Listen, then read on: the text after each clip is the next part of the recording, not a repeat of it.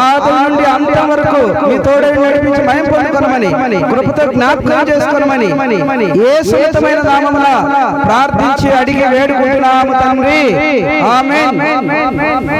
అదే విధంగా చెన్నై నుంచి వచ్చినటువంటి సోదరులు బెంజమిన్ గారు కూడా ప్రార్థన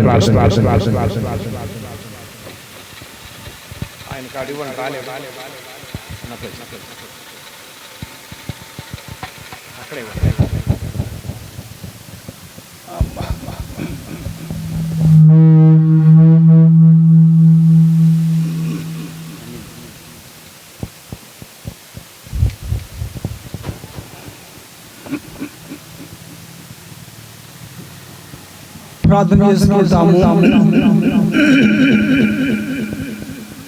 మరి ప్రార్థన ముందు ఒక రెండు మాటలు చెప్తాను. ఆ మాటలు ఏమిటనేది మీరు తెలుసుకుంటారు.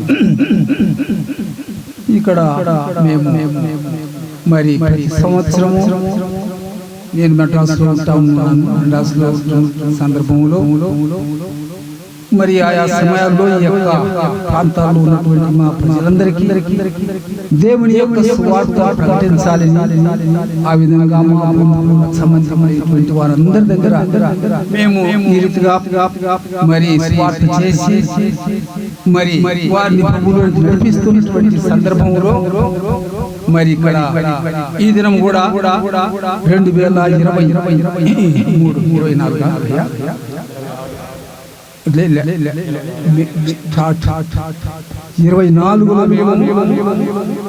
2024లో మేము మద్రాసు నుంచి ఇక్కడ రావడం జరిగింది.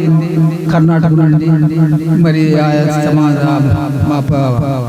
ఆంధ్రప్రదేశ్లో ఉన్నటువంటి మరి ప్రభాకర్ ఆయన యొక్క సంబంధించినటువంటి అనేక మంది ఇక్కడ కూడా సేవకులు రాగలిగారు. మేము చుట్టూ ప్రాంతంలో మరి స్వార్థ ప్రకటించి అప్పుడు ఇక్కడ మరి సేవకులుగా ఉన్నటువంటి సోదరుడు మరి ప్రకాష్ రాజు ప్రశాంత్ మరి దైవ సేవకులు కొంతమంది మేము తల మీద చేతులు పెట్టి అభిషేకించి మరి అదే సందర్భంలో ఆయన ప్రకాష్ సాక్ష్యం చెప్పాడు.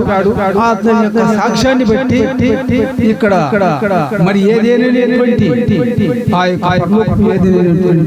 యొక్క నామకరణం చేయబడి వారిరువురిని ప్రతిష్ఠ చేయబడి మరి గత 2-3 సంవత్సరాలుగా ఈ యొక్క స్థలమందు ఆయన దేవుని సేవకులు పరిచర్య జరిగిస్తున్నారు. కానీ నేను అనేక మరి వస్తున్నాను కానీ నేను ఇక్కడ రాలేదు.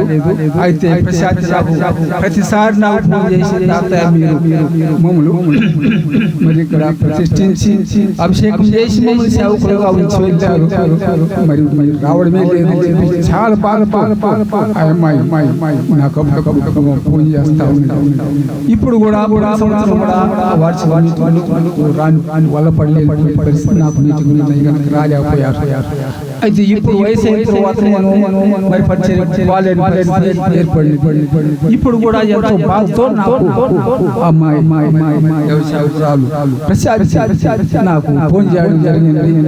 నేను తప్పకుండా వెళ్ళాలని తీర్మానించుకున్నాను. కానీ మొన్న మరి 24వ నాకు మా యొక్క మనముడు ఇక్కడ రావడానికి మరి టికెట్ బుక్ చేశాను. అయితే 4వ తేదీ 3వ తేదీ ఆదివారం మేము ఒక మీటింగ్ చేసి మీటింగ్ చేస్తున్న సందర్భంలో నాకు చాలా భయం బాధ కలిగింది. ఇంకా నాకు ఏమి పరిస్థితి అయిపోయింది. ఇంకా తీర్మానం చేసుకునేది పాలేదో ఆంధ్రాకు వెళ్ళలేదని చెప్పేసి వెళ్తుంది. మా మనవడికి ఫోన్ చేసి అయా మరి తెల్లారి రావాలి కదా, నేను రాలేదు రాలేను, క్యాన్సిల్ చేయమని. ఆ తర్వాత మా మనవడు మళ్ళీ మా కుమార్తె ఫోన్ చేసి ఆంటీ తాతయ్య రాలేదు అంటున్నాడు, అట్లా క్యాన్సిల్ చేయమని. వాళ్ళు ఈ నైట్ మాత్రమే క్యాన్సిల్ అయింది, ఇక తర్వాత మనకు రాదు చెప్పేసి మా కుమార్తె మా కుమార్తె లేదు నాయన, ఎట్లో నన్ను పోవాలి, దేవుడు సాయం చేస్తాడు అలాంటి చెప్పేసి వచ్చాను. దేవుని పొందనాలు. ఈ కోడికలు ఇంతవరకు దేవుడు ఈ బిడ్డలను ఈ స్థలం ముందు వాడుకుంటున్నందుకు అనేకులు ప్రభువును నామపేట సమకూర్చున్నందుకు దేవునికి వందనాలు చెల్లించి వారి సేవ పరిచయం వారి బిడ్డలను దేవుడు ఆశీర్వదించి దీవించుగాక ప్రార్థిస్తున్నాను. మహోన్నతుడా మహాపరిశుద్ధుడా జీవగల మా గొప్ప దేవా యేసు రాజా అయా తండ్రి సమయంలో మా దేవా గత మా తండ్రి 3 సంవత్సరాలుగా తండ్రి స్థలమందు మీ పని జరిగించుకుంటూ మీ దాసుడు ప్రకాష్ రాజు తండ్రి ప్రశాంతి మీరు మా ప్రభువా ఈ స్థలమందు నింపుకొని మీ నామమును మీ పరిచయం జరిగించుకుంటున్నారు. అయా మీ స్తోత్రాలు వందనాలు తండ్రి. ఈ దినం కూడా మా వార్షికోత్సవ సందర్భంలో మా దేవా అయా తండ్రి సువార్త ప్రకటించడం జరిగినది. ఈ దినం అనేకులు ఉన్నటువంటి అనేక రాగలిగారు, వారందరినీ బట్టి ప్రభువా మీకు స్తోత్రాలు వందనాలు తండ్రి. అయ్యా ఇదిగో ఈ దినం మా తండ్రి ఉదయం నుంచి పాటల ద్వారా మీ నామం మహిమపరుచుకున్నారు, వాయిద్యం ద్వారా మీ మహిమపరుచుకున్నారు తండ్రి. బిడ్డలందరికీ మాకు మంచి కృపా వరములు ఇచ్చి దేవా మీ యొక్క నామములో మా తండ్రి వారి ఈ పాటలు పెంచుకున్న తండ్రి వారిని వారి కుటుంబాలు వారి బిడ్డలు జీవించండి. వారి సేవ సమయంలో కూడా తండ్రి మరి ఏదైనా వాక్యం తండ్రి మీరు ఏర్పాటు చేసుకున్నటువంటి మీ దాసు మా తండ్రి మల్లికార్జునరావు గారి స్తోత్రాలు వందనాలు తండ్రి. మీ దాసు ఇక్కడ తీసుకొచ్చారు, ఆ మీ ఉద్దేశం మీ పరలోకంలో మా తండ్రి దాసుని మూలంగా మా తండ్రి నెరవేర్చుకొని అనేక ఆత్మలకు పాత్రగా పనిముట్టుగా ఉపయోగించుకొని వాడుకొని మీ నామముగా ఈ కోడికను అంతమై మా తండ్రి నడిపించి మీ నామం మహిమపరచుకుందురు. ఆయా వాతావరణం బట్టి ప్రభువా స్తోత్రాలు వందనాలు. తిరిగి మరలా ఈ కోడికను ముగించుకొని ప్రభువా మీ బిడ్డలు వారి చెరు పర్యంతం ఎవరికి ఇబ్బంది లేకుండా సహాయం చేయండి. మీ దయగల మీ కృపగల నిలబడుతున్న మీ దైవ సేవకులు నన్ను మమ్మల్ని సమర్పించి మా ప్రభు మా రక్షకుడు విమోచకుడు యేసు క్రీస్తు వారి పరిశుద్ధ నామమున ప్రార్థించి స్తుతించి వేడుచున్నాము తండ్రి. ఆమేన్.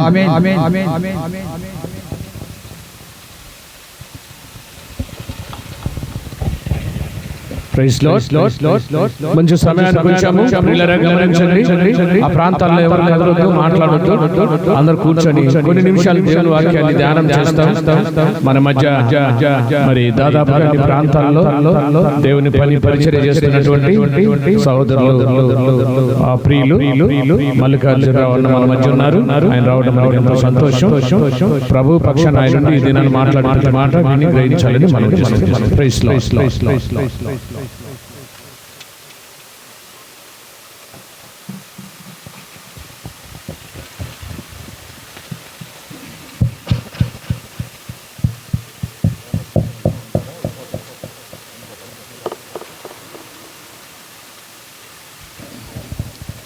Praise the lord. సమస్త మహిమ ఘనత ప్రభావములు మన యేసయ్యకే చెల్లును గాక. ఆమేన్. ఎందుకు పనికిరాని వాడని, ఎన్నిక లేని వాడని, అందరూ తీసివేసిన వాడని, అందరూ త్రోసివేసిన వాడని, ఆయనను నన్ను ప్రేమించి ఇక్కడ వరకు నడిపించిన మన దేవాదేవుడైన యేసయ్యకే సమస్త మహిమ కలుగును గాక. నాకు ఈ అవకాశం ఇచ్చినటువంటి ప్రకాష్ రాజన్న గారికి మరియు వారి కుటుంబానికి నా హృదయపూర్వకమైన వందనాలు. ఇక్కడ చాలా మంది దైవజనులు ఉన్నారు. వచ్చిన ప్రతి దైవజనుడు కూడా హృదయపూర్వకమైన వందనాలు. అట్లాగే ఇంత ఎండ కూడా ఓడ్చుకొని ఎండని లెక్క చేయకుండా వచ్చిన ప్రతి ఒక్కరికి కూడా హృదయపూర్వకమైన ప్రత్యేకమైన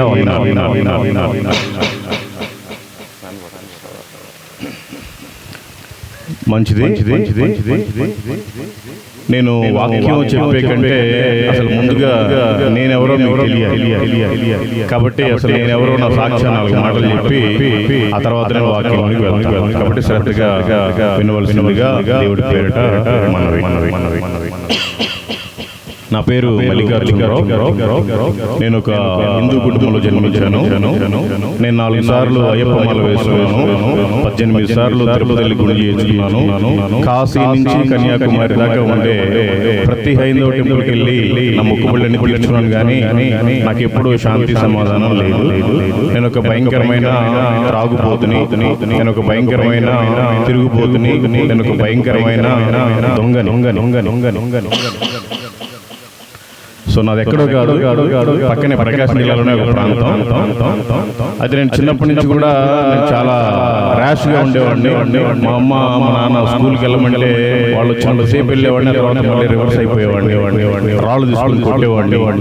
ఈ రకంగా చేస్తున్నప్పుడు నాకు సరిగ్గా చదువు అవ్వలేదు, చాలా తక్కువ చదువుకున్నాను నేను. ఆ తర్వాత మా ఫాదర్ చిన్న కాంట్రాక్టర్, అక్కడక్కడ ఊళ్ళో తిరుగుతూ బిల్డింగ్ కాంట్రాక్ట్ తీసుకొని కట్టిస్తూ ఉంటాడు. ఈ విధంగా తిరుగుతూ ఉన్నప్పుడు నాకు బాగా చెడు వ్యసనాలు అలవాటు అయిపోయి రోజు మందు తాగడం, కింద పడి పొరులాడటం, ఇంటికి ఎవరో ఆటోలో తీసుకెళ్ళడం, రిక్షాలో తీసుకెళ్ళడం, ఇట్లా ఇంటికి వెళ్ళిన తర్వాత మాట్లాడితే నేను మా అమ్మను కొట్టడం, మా నాన్న కొట్టడం, ఇలా బాగా ర్యాష్గా ఉండేవాడిని. ఆ తర్వాత మేము కొన్ని రకాల బిజినెస్ చేసాం. తర్వాత అవన్నీ కూడా లాస్ అయిపోయాయి మా ఫాదర్ టైంలోనే. అయితే నాకు డబ్బులు బాగా ఈజీగా కావాలి అని నేను కొన్ని చిన్న దొంగతనాలకి పాల్పడేవాడు. అయ్యప్ప మాల వేసుకున్నప్పుడు అందరూ ఆ పీఠంలోనే ఒక డబ్బా పెట్టి ఆ పల్లెంలో హారతి పల్లెంలో డబ్బులు వేస్తూ ఉంటే నేను వాటి దగ్గర నుంచి స్టార్ట్ చేశాను. ఈ 40 రోజులు మాత్రం నాకు డబ్బులు దొరికాయి, కానీ మిగతా టైంలో నాకు డబ్బులు దొరికాయి కాదు. కాబట్టి ఇంకా ఇంట్లో కూడా దొంగతనం చేయడం స్టార్ట్ చేశాను. ఆ తర్వాత ఇంట్లో కూడా అయిపోయి బయట కూడా వాళ్ళని బెదిరించి ఫోన్లలో తీసుకుంటా ఉండేవాడు. ఆ తర్వాత నాకు ఊర్లో కూడా కొంచెం అప్పులు బాగా పెరిగిపోయి నేను బెంగళూరు వెళ్ళిపోయి ఒక 3 సంవత్సరాలు బాగా జుట్టంతా పెంచుకొని, గడ్డమంతా పెంచుకొని ఏదో ఒక రౌడీ లాగా నాకే నేను చెప్పుకుంటే గొప్పగా చిన్నగా తిరుగుతూ ఉండేవాడు. ఆ తర్వాత మళ్ళీ ప్రకాశం జిల్లా ప్రాంతానికి వచ్చాను. ఒకరోజు ఒక పాపం చేయడానికి నెల్లూరు నుంచి ఒక అమ్మాయిని మాట్లాడాను. ఇవన్నీ చెప్పకూడదు, ఆడపిల్లలు ఉన్నారు, అయినా కూడా మీరు వినాలి, తెలుసుకోవాలి, అందుకని చెప్తాను, ఏమనుకోవద్దు. ఒక అమ్మాయిని పాపం చేయడానికి నెల్లూరు నుంచి పిలిపిస్తే ఆ అమ్మాయి కందుకూరు బస్ స్టాండ్ లో వెయిట్ చేస్తా ఉంది. నేను నాకు బాగా ముస్లిం అబ్బాయి బాగా నాకు ఫ్రెండ్ అనమాట. మేమిద్దరం ఒకే ప్లేట్ లో తింటాం, ఒకే కంచంలో పడుకుంటాం, ఇంకొకటి కూడా ఇంకొకటి అంత బాగా క్లోజ్ గా ఉండేవాళ్ళు. ఆ అమ్మాయికి నేను ఒక్కనే పాపం చేస్తానని చెప్పి డబ్బులు మాట్లాడుకున్నాను. నేనేమో విని తీసుకురమ్మంటే నేను రాను, నేను ఎప్పుడు తప్పు చేయలేదు, కాబట్టి నేను రాను, నేను కావాలంటే ముందు అవుతానని చెప్పాడు. లేదు నేను రావాలపై రాకపోతే ఈ రోజు లాస్ట్ నేను మీతోటి మాట్లాడనని చెప్పినప్పుడు సరే అని ఆ అబ్బాయి ఇంకొక వాళ్ళ ఫ్రెండ్ని తీసుకొని వాళ్ళిద్దరు ఒక బండి మీద, నేను ఒక బండి మీద, ముగ్గురు కందుకూరు వెళ్ళాం. కందుకూరు వెళ్తే అక్కడ అమ్మాయికి ముగ్గురు కనపడితే మళ్ళీ డబ్బులు ఎక్కువ అవుతుంది. ఆ అమ్మాయిని అడవిలో తీసుకెళ్ళి జామాయిల చెట్లన్నీ ఉంటాయి అటువైపు, ఆ పామూరు రోడ్లో కందుకూరు నుండి తీసుకెళ్ళిపోయి పాడు చేద్దామన్న ఆలోచనతో ఆ అమ్మాయి నేను పోయి ఎక్కించుకొని బండి ఎక్కించుకొని వెళ్తా ఉంటే అక్కడ పోకూరు అని ఒకటి వస్తుంది, కందుకూరు నుంచి పామూరు వెళ్ళే రోడ్లో. ఆ దగ్గరికి రాగానే ఒక జామాయిల కర్రలు వేసుకుని ఒక ట్రాక్టర్ వెళ్తా ఉంది. వీళ్ళిద్దరూ బాగా మందాగా ఉన్నారు. ఆ అమ్మాయి మొహం మేము చూడలేదు, బస్ స్టాండ్ లో మాకు పరిచయం చేయలేదు, ఆ అమ్మాయి మొహం చూడాలి, నీ వెనకాల కదా అని నా బండి ముందు వెళ్తా ఉంటే నన్ను క్రాస్ చేసే క్రమంలో ఆ ట్రాక్టర్ అడ్డం వచ్చాము. ట్రాక్టర్ అడ్డం వస్తే ట్రాక్టర్ తప్పించేసరికల్లా ఒక ట్రాలీ ఆటోలో ఎక్కడో ఒక గేదెనో ఎద్దునో బరినో ఎక్కడో దించేసి ఆ ట్రాలీ ఆటో ఖాళీగా వస్తూ ఉంది. దానికి బయటకు ఒక రాడ్డు ఆ రాడ్డు ఆ బండి మీద నడిపే అబ్బాయికి స్పాట్ ఇక్కడ గుచ్చుకొని అక్కడే పడి చచ్చిపోయాడు. ఆ వెనకాల కూర్చున్న అబ్బాయి కాలంలో పడి సన్నగా ఉంటాడు, ఒక్క కాలే 14 చోట్ల విరిగింది. ఏం చేయాలో అర్థం కాని పరిస్థితిలో వేసుకున్న బట్టలతో హైదరాబాద్ పారిపోయాను. ఎందుకంటే వీళ్ళు ముస్లింస్ నన్ను చంపేస్తారు, నా వల్ల అబ్బాయి చనిపోయాడు అని హైదరాబాద్ వెళ్ళిపోయిన తర్వాత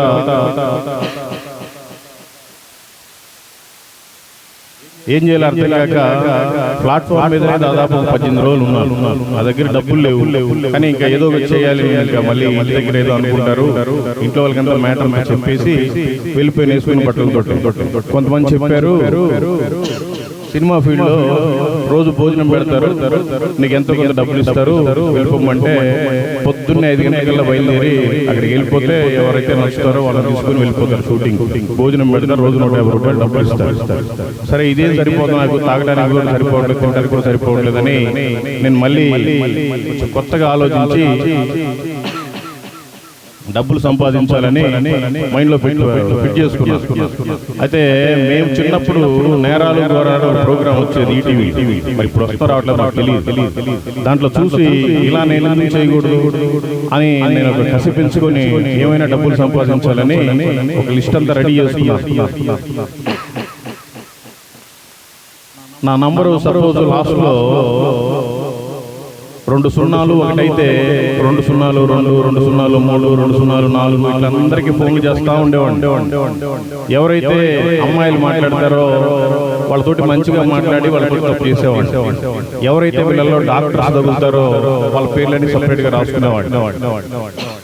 ఎవరైతే ఉద్యోగస్తులు మంచులు తగులుతారో వాళ్ళ పేర్లను రాసుకునేవాడు. కొంతమంది విలేజ్ సర్పంచులు, పెట్రోల్ బంక్ ఓనర్స్, ఇవన్నీ కూడా రాసుకొని రాత్రి 10 దాటిన తర్వాత ఫోన్లు చేస్తారు. నా నంబర్ నుంచి కాకుండా నేను ఎక్కడికైనా టీ తాగినా సరే ఒకే షాప్ దగ్గరికి వెళ్తాను, టిఫిన్ చేసినా సరే ఒకే షాప్ దగ్గరికి వెళ్తాను, వైన్ షాప్ దగ్గరికి కూడా ఒకే షాప్ దగ్గరికి వెళ్తాను. వాళ్ళకి నా మీద నమ్మకం అవసరం, అప్పు కూడా ఇస్తారు. అలాంటి నమ్మకత్వాన్ని ఏర్పాటు చేసుకొని, అయ్యా నా సిమ్ పని చేయట్లేదు, కొంచెం మాకు ఓటర్ ఐడి కార్డు ఇక్కడ లేదు అంటే వాళ్ళు ఏదో పాపం నమ్మి సిమ్ తీసిస్తారు. మా వాళ్ళు డబ్బులు వేస్తారు, నా పరిస్థితి బాగోలేదు, నాకు బ్యాంక్ అకౌంట్ లేదంటే పాపం వాళ్ళ అకౌంట్ నెంబర్ కూడా ఇస్తారు. వాళ్ళు ఆ షాప్ మా వాళ్ళు వేస్తారు డబ్బులు అంటే. నేను ఆ తర్వాత నైట్ 10 గంటలకు ఫోన్ చేసి ఎవరెవరైతే ఈ ఉన్నతమైన వ్యక్తులు ఉన్నారో వాళ్ళందరికీ ఫోన్ చేసి, అరే నా కొడుక నేను నక్సలైట్ నుంచి మాట్లాడుతున్నాను, మాది జనశక్తి, నీ ఇష్టం, నేను చంపేస్తాం, నీకు 24 గంటల టైం ఇస్తున్నావు, నువ్వు నాకు అంత ఇవ్వాలి ఇంత ఇవ్వాలని బెదిరిస్తే కొంతమంది భయపడి కొట్టేస్తారు, కొంతమంది ఏమో తిట్టి పెట్టేస్తారు, కొంతమంది ఏమో పోలీస్ కంప్లైంట్ చేస్తారు. ఇలాగా కొన్ని లక్షల రూపాయలు వసూలు చేసి నేను బాగా జలసాలు చేస్తా ఉన్నాను. ఒకరోజు మా అమ్మ ఫోన్ చేసింది. అప్పుడు మాకు రూపాయి కాయిన్ బిల్లు అనమాట. రూపాయి బిల్లు తీసుకొని పోతే 1 నిమిషం దాకా ఫోన్ మాట్లాడు. మా ఇంట్లో వాళ్ళందరికీ ఫోన్లు ఉన్నాయి, కానీ మా అమ్మ రూపాయి కాయిన్ నుంచి ఫోన్ చేసి, అరే బాబు నువ్వు ఏదో చేస్తున్నావంట, పోలీసులు అందరినీ తీసుకెళ్ళిపోతున్నారు, అక్కడే బాబుని తీసుకెళ్ళిపోయారు, మరి మమ్మల్ని కూడా తీసుకెళ్తారో తెలియదు, మరి చుట్టాలను కూడా మా పెద్దమ్మ పిల్లల్ని మా మామయ్య పిల్లల్ని అందరినీ తీసుకెళ్ళిపోయి జైల్లో వేశారు.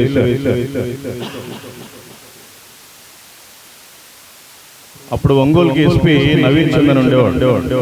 ఆయన డిఐజీగా వరంగల్లో చేసి రిటైర్డ్ అయిపోయారు, ఇప్పుడు హైదరాబాద్లో ఉన్నాడు. అందరికీ తెలుసు ప్రకాశం జిల్లా నవీన్ చంద్ అంటే మనకి గుంటూరులోనేమో లడ్డా ఉండేవాడు, ఇక్కడేమో నవీన్ చంద్ ఉండేవాడు. ఆయన పేపర్లో యాడ్ చేసాడు, పలానా మల్లికార్జునరావు అనే వ్యక్తిని ఎవరైనా పట్టుకున్నట్లయితే 75,000 రూపాయలు రివార్డ్.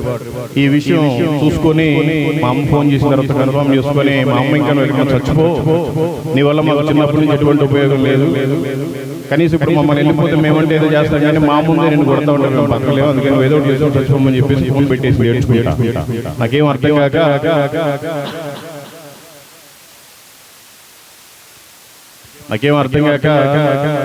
ఇంక నేను అసలు బ్రతకటం వేస్తే చచ్చిపోదాం అనుకున్నాను. నాతో పాటు సినిమా ఫీల్డ్ లో పనిచేసే ఒక అబ్బాయి, మార్కాపురం అబ్బాయి ఉండేవాడు.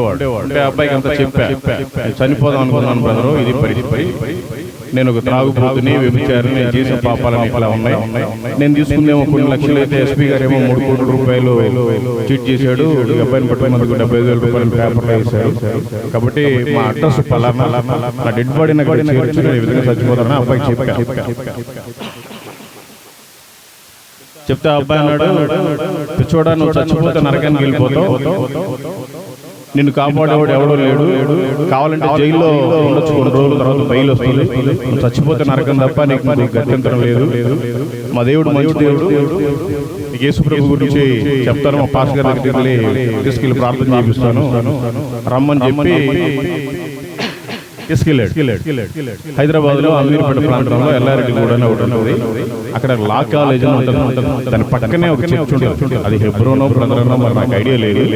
ఆ చర్చ్ దగ్గరికి తీసుకెళ్ళి పాస్టర్ గారిని పరిచయం చేశాడు. ఈ అబ్బాయి పరిస్థితి అండి, అబ్బాయి అతను ఏం జరిగింది నీకు అని పాస్టర్ గారు అడిగినప్పుడు నాకు ఏడుపు వస్తే ఆటోమేటిక్ గా నాకు తెలియదు పాస్టర్ ఎలా మాట్లాడాలి, క్రైస్తవుడు ఎలా మాట్లాడాలి అని. నేనంతా ఆవిడ ఆయన చెప్పినప్పుడు ప్రార్థన చేశాడు. ఆయన ప్రార్థన చేసినప్పుడే బాగా ఏడుపు వచ్చేసింది. నాలో ఉన్న భారం అంతా అయిపోయింది. నాకు 20 రూపాయలు ఉంటే నా దగ్గర కానుక ఇచ్చాను. ఆ తర్వాత చాలా ప్రశాంతంగా ఉంది. చనిపోదాం అనుకున్నా, నేను ఎందుకు చనిపోవాలి, నేను ఏం చేశాను అన్నంత ధైర్యం కలిగింది. అప్పుడు నేను యేసు ప్రభు దేవుడిగా అంగీకరించాను. అప్పటిదాకా యేసు ప్రభు అంటే ఏదో ఒక కులానికి చెందిన దేవుడు, ఒక మతానికి చెందిన దేవుడు, ఏదో వాళ్ళంతా ఊరు బయట ఉంటారు, వాళ్ళంతా ఏదో పెద్ద పెద్ద జంతువులు కోసుకొని తింటారు అని సులకనగా చూసేవాడు. అది మొదలుకొని నేను దేవుడిని నమ్ముకుంటా ఉన్నాను. ఆ తర్వాత హైదరాబాద్ లో నన్ను పట్టుకుంటారని నేను చెన్నైకి వెళ్ళిపోయి పాండీ బజార్లో, టీ నగర్ ప్రాంతంలో పాండీ బజార్ ఉంది. ఆ పాండీ బజార్లో సుప్రియ హోటల్ ఒకటి ఉంటుంది తెనాలలో. అక్కడికి వెళ్ళి నేను ఏదో పని చేస్తాను, ఎవరికి కనపడకుండా ఉండాలన్న టార్గెట్ తోటి వెళ్ళిపోయి ఒక 3 నెలలు ప్లేట్లు గడిగి బల్లాలని చూశాను. అక్కడ నాకు ఉండబుద్ధి కాలేదు. మళ్ళీ హైదరాబాద్ వచ్చాను. అక్కడ ఒక అమెరికన్ మిషనరీ పరిచయం అయ్యాడు. ఆయన సాక్ష్యం అంతా విని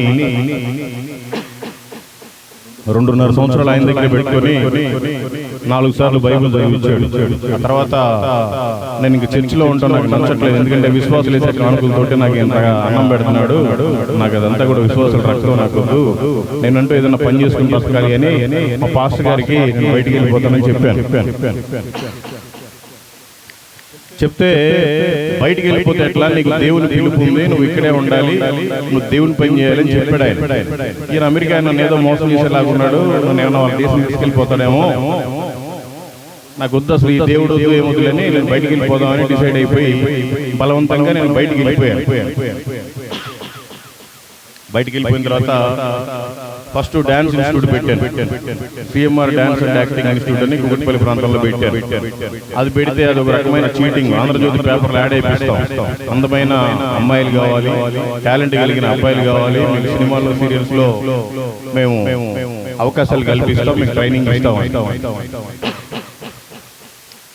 ఆ అమ్మాయిలు వస్తేనేమో వాళ్ళ దగ్గర డబ్బులు తీసుకోము, వాళ్ళు వేరే విధంగా చీట్ చేసి పంపిస్తూ ఉంటాం. అబ్బాయిలు వస్తే డబ్బులు తీసుకుంటాం, ఎందుకంటే అమ్మాయిలు ఉంటే అబ్బాయిలు ఎంతైనా పేమెంట్ చేస్తారని. ఇలాగ అదొక బూటకమైన బిజినెస్. అది కనీసం అద్దె కూడా కట్టడానికి పరిస్థితి సరిగ్గా లేదా తెలిసాను. ఆ తర్వాత సిఎంఆర్ సిటీ డ్రైవర్స్ అని సిటీలో ఉండే వాళ్ళందరికీ డ్రైవర్స్ ని ప్రొవైడ్ చేసేవాళ్ళు. నేనైతే వేసుకున్న బట్టలతోటి హైదరాబాద్ పారిపోయాను. కానీ నా దగ్గర పనిచేసేవాళ్ళు 1520 మంది. మీరు ఇప్పుడు కూడా గూగుల్లో యూట్యూబ్లో కొట్టవచ్చు సిఎంఆర్ సిటీ డ్రైవర్స్ అంటే 30 సినిమా థియేటర్లో ఇంటర్వ్యూలో యాడ్ వేసేవాళ్ళు. మీకు ఎంత మంచి కారు ఉన్నా, ఎంత మంచి కుటుంబం ఉన్నా, మీకు సేఫ్టీ కావాలంటే సిఎంఆర్ డ్రైవర్స్ నుంచి డ్రైవర్ని తీసుకోండి, మంచి ఎక్స్పీరియన్స్ కలిగిన వాళ్ళు, అనుభవం కలిగిన వాళ్ళు అని యాడ్ వస్తూ ఉంటారు. ఈ విధంగా బిజినెస్ చేస్తూ ఉండేవాళ్ళు. నాకు అనిపించింది దేవుడు నన్ను ఈ విధంగా ఆశీర్వదించాలనుకున్నాడు. అనేక మంది నా దగ్గర పనిచేస్తా ఉన్నారు. మా అమెరికా ఆయనేమో ఏదో మోసం చేస్తామని, నువ్వు సేవ చేయాలి, అది చేయాలని చెప్పేవాడు. ఇదే ఆశీర్వాదం నేను బాగా పొంగిపోతా ఉండేవాడు. ఆ తర్వాత మా కులంలో నాకు ఎవరు అమ్మాయిని ఎవరు, ఎందుకంటే నేను ఒక దొంగని, ఒక వ్యభిచారిని, ఒక ఎందుకు పనికిరాని ఎదవని ఇవ్వకపోతే సరే నాకు ఎవరైనా పర్వాలేదని ఒక అమ్మాయిని సెలెక్ట్ చేసుకున్నాను. ఏ కులమైతే నేను ద్వేషించి దూషించానో దేవుడు నాకు ఆ కులం అమ్మాయితో పెళ్లి చేశాడు. 2 పిల్లలు. అయితే ఆ బిజినెస్ అంతా అయిపోయింది, 2 పిల్లలు బాగానే ఉంది. ఈ మోడీ సడన్ గా నోట్లు రద్దు చేశాడు, ఆ బిజినెస్ కొంచెం పోయింది. ఆ తర్వాత జిఎస్టీ పెట్టాడు, డ్రైవర్ల జీతం 10,000 ఇవ్వడానికి చచ్చిపోతారు, మళ్ళీ 1800 ఎక్స్ట్రా ట్యాక్స్ అంటే ఆ బిజినెస్ అంతా కొలాప్స్ అయిపోయింది. ఆ తర్వాత సెంటరింగ్ పెట్టాము, అది పోయింది. ఆ తర్వాత బట్టల షాప్ పెట్టాము, సహస్ర జాయా డ్రెస్సింగ్ అని మీరు గూగుల్లో యూట్యూబ్ లో కొడితే వస్తుంది. పెద్ద షోరూమ్, బట్టల షాప్ 1 కోటి రూపాయలు పెట్టి పెట్టాం. ఆ తర్వాత పెట్టిన కొద్ది రోజులకి కరోనా వచ్చింది, అది వర్కౌట్ అవ్వలేదు. అంత లాస్ అయిపోయింది. ఆ తర్వాత ఇంకా ఏమీ చేయలేని పరిస్థితిలో కనీసం అద్దె కూడా కట్టుకోలేని పరిస్థితి. నేనుండే ఇంటికి హైదరాబాద్లో 22,000 రూపాయలు అద్దె. కోట్ల రూపాయలు టర్న్ ఓవర్ చేశాను, గవర్నమెంట్ ట్యాక్స్ 40 లక్షలు కట్టాను, కానీ ఇంటికి అద్దె కట్టుకోవడానికి కూడా నా దగ్గర డబ్బులు లేవు. అలాంటి పరిస్థితుల్లో ఇంకా బిజినెస్ అంటూ ఏమవుతుంది నాకు, నేను బ్రతకటం కష్టం. నేను బ్యాంకులో దాదాపు 1,60,00,000 రూపాయలు లోన్ తీసుకున్నాను, డబ్బులు కట్టాలి, బయట కూడా డబ్బులు అయిపోయాయి. నేను చనిపోవడమే మంచిదని నేను డిసైడ్ అయితే బాప్తిసం తీసుకుని చనిపోతే నరకానికి వెళ్ళిపోతారు అని నేను బైబిల్ చదివాను. కాబట్టి ప్రభా మరి నన్ను క్షమించు, మరి నేను బ్రతకలేని పరిస్థితి, భార్య పిల్లలు కూడా పోషించుకున్న పరిస్థితులు లేను, అప్పులన్నీ ఎక్కువైపోయినాయి, నేను ఇలా చనిపోదాం అనుకున్నాను, నన్ను క్షమించాయని నేను ప్రార్థన చేసుకుంటే అప్పటిదాకా యేసు ప్రభు మాట్లాడతాడు, యేసు ప్రభు నిజమైన దేవుడు అనేది నాకు అంత లేదు. ఏదో దేవుడు అంటే అందరిలాగే ఒక దేవుడు లాగా అనుకుంటా ఉండేవాడు. దేవుడు స్వరంతో మాట్లాడుతున్నాడు, నా కుమారుడా నువ్వు మొదటిసారి చనిపోదాం అనుకున్నప్పుడే నేను బ్రతికించుకున్నాను. ఎందుకు అంటే నా పని చేయడానికి, నా పని నువ్వు చేయకుండా నీ ఇష్టానుసారం చేసావు. కాబట్టి ఇప్పటి నుంచి నువ్వు నా పని చేయని దీవిస్తాను, ఆశీర్వదిస్తాను స్వరం నాకు క్లియర్గా వినపడతా ఉంటా. ఇదేంటి అన్న భ్రమ లేకపోతే ఏంటి అని నేను కొంచెం అట్లాగే ఉపవాసం 2 రోజులు కన్ఫర్మేషన్ చేసుకున్నాను. ఆ తర్వాత పడుకుని నిద్రపోతుంటే మా పాస్టర్ గారు అమెరికన్ ఆయన నిద్రలో వచ్చాడు. కలలోకి వచ్చి, మల్లికార్జున్ నేను చెప్తే విన్నావా, నీకు దేవుని పిలుపు ఉంది, నువ్వు ఇప్పటికైనా సరే దేవుడు పని చేస్తేనే బాగుపడతావు, లేదా ఇంకా నువ్వు పతనం అయిపోతావు అని చెప్పాడు. ఈ లోపల నాకు మెలకు వచ్చి నాకు కన్ఫర్మేషన్ అయిన తర్వాత సరే నేనంటూ ఇంక దేవుడి పని చేయాలి, వేరే చేయకూడదు అని అక్కడి నుంచి మేము ఆంధ్ర ప్రాంతానికి, గుంటూరు ప్రాంతానికి షిఫ్ట్ అయిపోయాం, హైదరాబాద్. నాకు ముఖ్యంగా అప్పుడప్పుడు తప్పుకు వస్తూ ఉంటుంది, ఏమనుకోబాకండి. నేను ఇండియా అంతా, భారతదేశం అంతా తిరిగాను. అయితే హిమాలయ పర్వతాలకు వెళ్ళినప్పుడు షట్టర్ లేకుండా టీ షర్ట్ మీద తిరిగాను ఒక 20 రోజుల దాకా. అందుకని కొంచెం లంగ్స్ ప్రాబ్లం అయిపోయింది. అప్పటి నుంచి దేవుడు తీసేసాడులే, అయినా కూడా మాట్లాడేటప్పుడు అప్పుడప్పుడు వస్తూ ఉంటా. అందుకని ఏంట్రా బాబు ఎప్పుడు తగ్గుతా ఉన్నాడని అనుకోబాక. అదంతే. కొన్ని ప్రభు ఎందుకు పెడతాడో తెలియదు, కానీ ఎందుకు పెడతాడో మీకు అందరికీ వాళ్ళు చెప్తాను. సరే, మొత్తానికి దేవుడికి నాకు ఏదైతే సంబంధం ఉందో దాన్ని ఒక పత్రిక రూపంలో రాసుకొని మళ్ళా 1,00,000 రూపాయలు అప్పు చేసి 1,00,000 పాంప్లెట్లు ప్రింట్ చేయించుకొని నేనంటూ సువార్త చేయాలి, 2 రాష్ట్రాల్లో ఉండే ప్రతి గ్రామానికి వెళ్ళాలి అని డిసైడ్ అయిపోయి గుంటూరు నుంచి కారు వేసుకొని వచ్చాను. నా జీవితంలో నేను కోట్ల రూపాయల టర్న్ ఓవర్ చేశాను, ట్యాక్సీలు కట్టాను, అంతా అయిపోయింది. కానీ మిగిలింది 3 వస్తువులు. ఒకటి కారు, 2 సెల్ ఫోను, 3ది వాచ్. ఇది తప్ప నా జీవితంలో మొత్తం కూడా గాలికి పట్టు కొట్టకపోయినట్టు కొట్టకపోయాయి. ఇంకేం మిగల, ఇంకేం ఉన్నా కూడా నాకు పనికి రావు. అయితే కారు వేసుకొని వచ్చి, నేను పుట్టింది ప్రకాశం జిల్లా కనుక ప్రకాశం జిల్లా నుంచి స్టార్ట్ చేయాలి అని ముందు ఈ పొదిలి మండలం సెలెక్ట్ చేసుకొని ఇక్కడే ఈ ఊరి పేరు ఏంటి, ఇక్కడ ఒకటి ఆంజనేయ స్వామి బొమ్మ, ఆ మోగుచింతల దగ్గర ప్రారంభించాను. First video Moguchintala video. అక్కడి నుంచి చెప్పి ఈ మండలంలో 33 విలేజ్లు ఉన్నాయి, ఈగలపాడు ఇది అన్ని తిరిగి సువార్త ఇలా కూడా చేయొచ్చు, ఇది కూడా అనేక మంది చూస్తే వాళ్ళు కూడా తెలుసుకుంటారు అని ఒక ఛానల్, గాడ్స్ మిషన్ ఛానల్ పెట్టి ఒక వీడియో అప్లోడ్ చేశాను. ఒక వీడియో అప్లోడ్ చేస్తే చాలా మంది చూశారు. నేనేం చేశానంటే వాట్సాప్లో ఎంతమంది అయితే ఉంటారో అంతమందికి ఆ లింక్ పంపించాను. మా ఆవిడ కూడా వాళ్ళ కుటుంబానికి కూడా వెళ్ళిపోతే వాళ్ళు ఫోన్ చేశారు, అయ్యా ఆంధ్రాలో కొంచెం దూరంలో ఉంటారు, ఢిల్లీలో. ఆంధ్రాలో చాలా మంది పాస్టర్లు ఉన్నారు, అందరూ చర్చలు కట్టుకుని సేవ చేస్తూ ఉంటారు. నువ్వేంటి ఆ చిట్టుకాయలు తీసుకొని ఊరు తిరుగుతూ ఉన్నావు, మా పరుగు పోతుంది, నీకేమైనా డబ్బులు కావాలంటే మేము ఇస్తాం, 4 రేట్లు వేసుకొని సేవ చెయ్యి, లేదా మాకు పరుగు పోతుంది, లేదంటే వ్యాపారం చేయమని చెప్పారు. నేను ఇంక ఇప్పుడే స్టార్ట్ చేశాను సువార్త. ప్రభు నన్ను చనిపోయాడు, బ్రతికించాడు, ఎందుకులే వాళ్ళతో గొడవ అని నేను ఈ మండలం కాకుండా ఇంకా పక్కన ఉండే మర్రిపూడి మండలం, కొండేపు మండలం కూడా పూర్తి చేశాను. ఆ తర్వాత మా అత్తగారు, మా బామర్ది ఇద్దరు వచ్చి నేను నువ్వు సువార్త మానేసి ఏదైనా పని చేస్తాను, ఏదైనా బిజినెస్ చేసుకుంటానంటే మేము ఏమైనా సాయం చేస్తాం, లేదంటే మా అమ్మాయిని తీసుకెళ్ళిపోతామని గొడవ పెట్టుకుంటే నేను చెప్పాను, చచ్చిపోయినా పర్లేదు కానీ సువార్త చేస్తానని చెప్పాను. కాబట్టి మా అమ్మ ఇద్దరు పిల్లలు తీసుకొని మా వైఫ్ తీసుకుని వెళ్ళిపోయి ఇప్పటికి 4.5 సంవత్సరం మళ్ళీ తిరిగి రాలేదు. కానీ సువార్త మాత్రం ఆపలేదు. ఇప్పటికీ దాదాపు 3,000 పైన గ్రామాలు అయిపోయినాయి ప్రకాశం జిల్లా, నెల్లూరు జిల్లా. ప్రకాశం జిల్లాలో ఉండే ప్రతి గ్రామానికి వెళ్ళి ఒక్కరితోటైనా మాట్లాడి పత్రిక ఇచ్చాను. అట్లాగే దేశమంతా ఇప్పటి వరకు 2 సార్లు ప్రతి రాష్ట్రం వెళ్ళొచ్చారు. ఇప్పటి వరకు నా నోటితోటి 1,65,000 నుంచి 1,70,000 వరకు అంతమందికి నేను యేసు ప్రభు దేవుడు అని చెప్పాను. అంటే ఏ దేవుడిని అయితే మనం ద్వేషించి దూషించామో ఆ దేవుడి గురించి చెప్పడానికి దేశమంతా 2 సార్లు తిప్పాడు దేవుడు. సో మనం అనుకునేవన్నీ కూడా ఆయన చేయడు. ఆయనకి ఏదైతే ఇష్టమో అదే చేస్తాడు. సో నా సాక్ష్యం ఇంకా చెప్పడానికి చాలా ఉంది. కానీ నేను చేసిన చెడు కార్యాలు వినడానికి సమయం కాదు. మనకి దేవుని వాక్యం చాలా ముఖ్యం. కాబట్టి దేవుని జీవితం ఎప్పుడన్నా అయితే నేను మీ మందిరంలోకి వచ్చి చెప్తాను. ఎందుకంటే సాక్ష్యం చెప్పుకుంటా పోతే 3 గంటలు బట్టి. కాబట్టి వాక్యం మనకి చాలా ఇంపార్టెంట్. మీరు ఇంత ఎండలో కూడా వచ్చారు కాబట్టి దేవుడు మిమ్మల్ని చల్లబరిచి ప్రశాంతంగా ఇంటికి చేర్చారు. కాబట్టి మనమంతా వాక్యానికి వెళ్దాం. బైబిల్ తెచ్చుకున్న వాళ్ళంతా ఒకసారి చూపించండి. Praise God. ఆల్మోస్ట్ అందరూ తెచ్చుకున్నట్టున్నారు.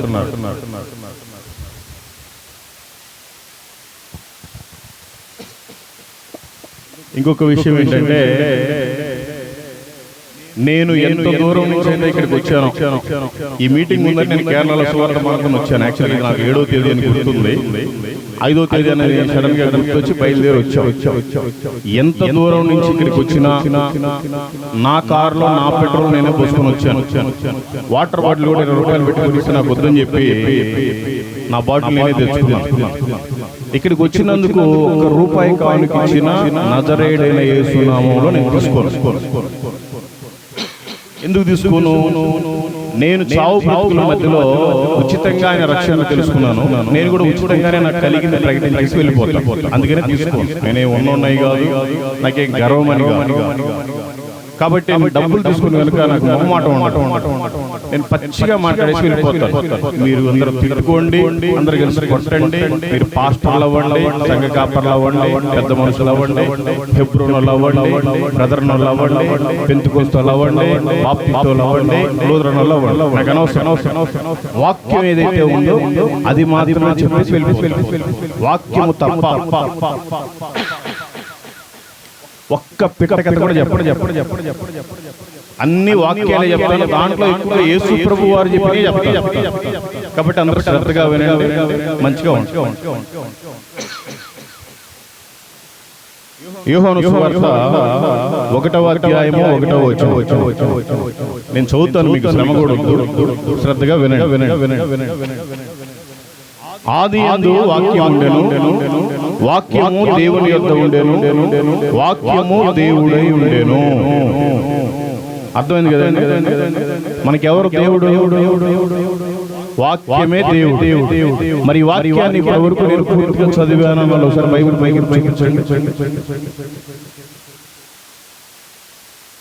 నేను మొత్తం చదివాను అన్నాడు చూపించండి. Praise God. కొంతమంది తక్కువ మంది, వేళ్ల మీద లెక్క పెట్టారు. మరి మిగతా వాళ్ళంతా క్రైస్తవులని ఎక్కడ చెప్పుకోబాక.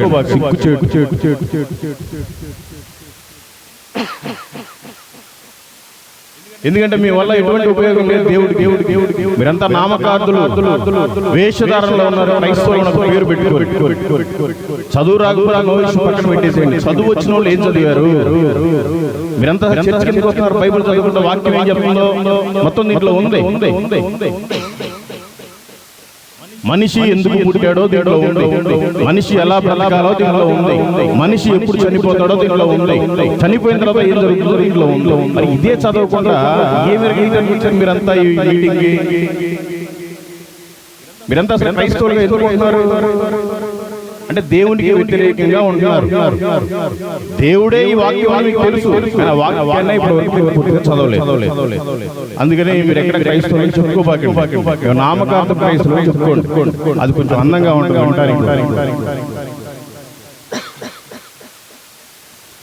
అట్లాగే మార్కు సువార్త 11వ అధ్యాయము 17వ వచనం. ఈ చర్చి ఎవరికి మందిరం? చెప్పాలి. ఈ చర్చి ఎవరికి మందిరం? వాక్యంలో ఈ విధంగా ఉంది. మార్కు సువార్త 11వ అధ్యాయము 17వ వచనం. మరియు ఆయన బోధించుచు, నా మందిరము సమస్తమైన అన్యజనులకు ప్రార్థనా మందిరం అనబడును.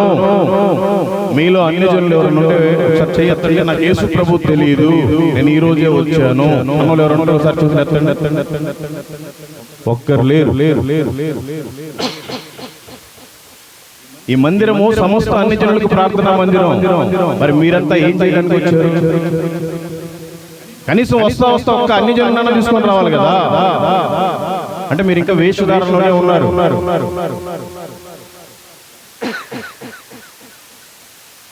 అబ్బో, ఆయన ప్రకాష్ రాజు మీటింగ్లు పెట్టుకున్నాడు, వెళ్ళకపోతే బాగోదని వచ్చారా? ఆయన మా చుట్టమే కనపడకపోతే బాగోదని వచ్చారా? నా పక్కన వాళ్ళు వెళ్తున్నారు, నేను కూడా వెళ్ళాలని వచ్చారా? ఏం చేయడానికి వచ్చారు మీరంతా? లేదంటే భోజనాలు పెడతానికి వెళ్దామని వచ్చారా? ఇది సమస్త అన్ని జనులకు ప్రార్థనా మందిరం. ఇది క్రైస్తవులకు ప్రార్థనా మందిరం కాదు. మరి మీరు ఎందుకు ఒక్క అన్ని జనులను కూడా తీసుకొని రాలేదు? తీసుకురాకపోతే మీరంతా క్రైస్తవులే కాదు. మత్తయి సువార్త 9వ అధ్యాయము 13వ వచనం ఈ విధంగా సెలవిస్తారు. యేసు ప్రభు వారే స్వయంగా చెప్తున్నారు ఈ మాట. అయితే నేను పాపులను పిలువవచ్చుని గాని నీతిమంతులను పిలువ రాలేదు. మీలో ఎవరైనా పాపులు ఉన్నారా? అయ్యా, నేను ఇంకా పాపంలోనే ఉన్నాను, దేవుడు మిమ్మల్ని రక్షిస్తాడు. అందరు పరిశుద్ధులే. మరి ఆయనేమో పాపులు పిలవడానికి వచ్చారంట. మరి మీరు కనీసం ఈ రోజు ఒక్క పాపికైనా చేతి తీసుకుని వచ్చారా? మీరంతా నిజంగా వేషధారణలోనే ఉన్నారు. నేను నయం తీసుకొచ్చా. ఇది కరెక్ట్ కాదు. మారాలి. ఆయన పాపుల కొరకే వచ్చాడు.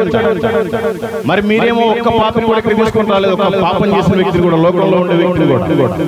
అంటే అసలు మీరు నిజంగా నీతిమంతులుగా ఉన్నారా? లేదంటే ఇంకా మీరు కూడా పాపంలోనే ఉన్నారు?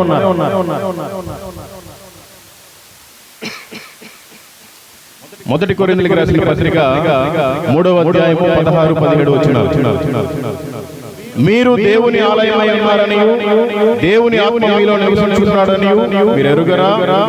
ఎవడైనను దేవుని ఆలయమును పాడు చేసిన ఎడల దేవుడు వానిని పాడు చేయును. దేవుని ఆలయము పరిశుద్ధమై ఉన్నది, మీరు ఆ ఆలయమై ఉన్నారు. దేవుని ఆత్మ మన హృదయంలో ఉంటదంట. ఆయన 4 గోడల మధ్యలో ఉండడు, మన హృదయంలో ఉంటాడు. మన హృదయంలో ఆయన ఉన్నాడు. ఎందుకు ఉన్నాడు? పాపులను రక్షించడానికి లోకానికి వచ్చాడు. ఆయన పని ఆయన ముగించుకున్నాడు. ఆయన వెళ్ళిపోతే ఒక ఆదరణకర్తను పెట్టిపోయాడు. అంటే మనకు కూడా, మనం దేవుడిని మన లోపల కలిగి ఉన్నాం కదా, మనం కూడా నశించిపోయే వారికి సువార్త ప్రకటించాలి, వారిని తీసుకొని రావాలి, వారిని బలపరచాలి అన్న ఇంగిత జ్ఞానం ఉండాలి కదా. అది లేదు అంటే దేవుడి హృదయాన్ని, నీ హృదయాన్ని పాడు చేసుకుంటున్నావు, దేవుడి మందిరాన్ని కూలగొడతావు. ఆయన నీలో ఉండే ఉపయోగం ఏం లేదు. నువ్వు చచ్చిన శవంలాగా ఉండిపోతున్నావు, ఏం ఉపయోగం లేదు. తెలుసుకోవాలి. మొదటి కొరింథీయులకు రాసిన పత్రిక 6వ అధ్యాయము 19-20 వచనాలు. మీ దేహము దేవుని వలన మీకు అనుగ్రహింపబడి మీలో ఉన్న పరిశుద్ధాత్మకు ఆలయమై ఉన్నదని మీరు ఎరుగరా? మీరు మీ సొత్తు కారు, విలువ పెట్టి కొనబడిన వారు గనుక మీ దేహముతో దేవుని మహిమపరచుడి. కనీసం వచ్చినందుకు మీ దేహంతోనైనా దేవుడిని మహిమపరుస్తున్నారా? 10 గంటలకి ప్రార్థన, 12 దాకా వచ్చారు. ఏదైనా తిరణాలనుకుంటున్నారా? ఏదైనా పండగ అనుకుంటున్నారా? సరే, వచ్చిన వాళ్ళు ఏమైనా కాముగా ముసుగేసుకొని చప్పట్లు కొట్టారా? ఆమె పాట పాడేది నాకు ఇవ్వలేదు, ఆయన పాట పాడేది నాకు ఇవ్వలేదు, ఇదే రందిలో ఉన్నారు. అలా ఉంటే కష్టం. యేసు ప్రభు వారు మనకి ఏమని చెప్పారు?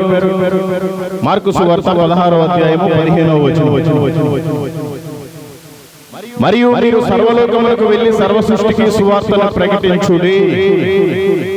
మీరెవరైనా ఈ మీటింగ్ నిమిత్తం సువార్త ప్రకటించారా? ఒకవేళ ప్రకటిస్తే ఏది ప్రజలు అంటే దేవుడు ఇచ్చిన ఆజ్ఞలను అతిక్రమిస్తున్నావు. ఎందుకు సువార్తను ప్రకటించాలి? అక్కడ ఉంది 16వ వచనం, నమ్మి బాప్తిసం పొందిన వాడు రక్షింపబడును, నమ్మని వానికి శిక్ష విధింపబడును. మనము చెప్పే సువార్త అనేక మంది విని సత్యాన్ని తెలుసుకుని రక్షణలోనికి వస్తారు. మారు మనసు పొందిన వారంతా రక్షింపబడతారు, లేదంటే శిక్షింపబడతారు. ఈ విషయం అంతా మనకు తెలుసు. మనలో ఉండేవాడు, ఈ లోకంలో ఉండేవాళ్ళు అందరికంటే గొప్పవాడు. మనమంతా రక్షణలో ఉన్నాం. ఒకవేళ ఈ సెకండ్ చనిపోయినా కూడా మనమంతా పరలోకానికి వెళ్తాం. అవునా కాదా? మరి ఈ విషయం తెలిసి కూడా పక్కన వారికి సువార్త చెప్పకుండా ఈ మీటింగ్ బాగా సోగ్గా వచ్చావు అంటే ఏం చేయడానికి? అంటే వాళ్ళంతా నరకానికి వెళ్ళిపోవాలనే ఉద్దేశం. దేవుడు నిన్ను వారిని పొరుగు వారిని ప్రేమించమని చెప్పాడు. ఎందుకు? వారికి సువార్తను చెప్పడానికే. యూదా పత్రిక 1వ అధ్యాయము 22వ వచనం ఈ విధంగా సెలవిస్తుంది, అగ్నిలో నుంచి లాగినట్టుగా కొందరినైనా లాగి రక్షించుడి. ఈ లోకమనే పాపంలో కూరుకుపోయి ఉన్నారు, కాలిపోతున్నారు, బొగ్గులైపోతున్నారు, బూడిదైపోతున్నారు. కొంతమంది తాగి పాడైపోతున్నారు, కొంతమంది వ్యభిచారంలో అక్రమాలు పెట్టుకుని పాడైపోతున్నారు, కొంతమంది రకరకాల వాటికి బానిసలైపోతున్నారు. వారందరినీ లాగాల్సిన బాధ్యత నీకు ఉందా లేదా? మరి ఈ రోజున ఎంతమందిని లాగి తీసుకొచ్చావు?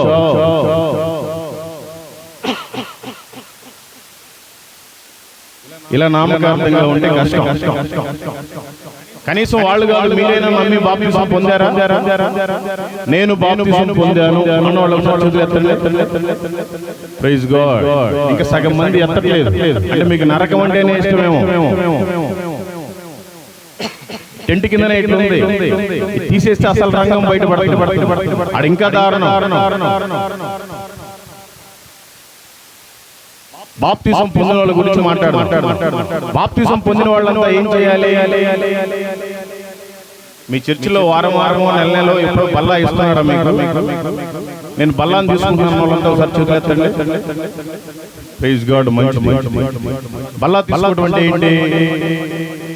ఆయన శరీరానికి సాదృశ్యమైన రొట్టెని, ఆయన రక్తానికి సాదృశ్యమైన ద్రాక్ష రసాన్ని మనం సేవించాలి, తీసుకోవాలి. అవునా కాదా? తీసుకున్న వాళ్ళంతా ఏం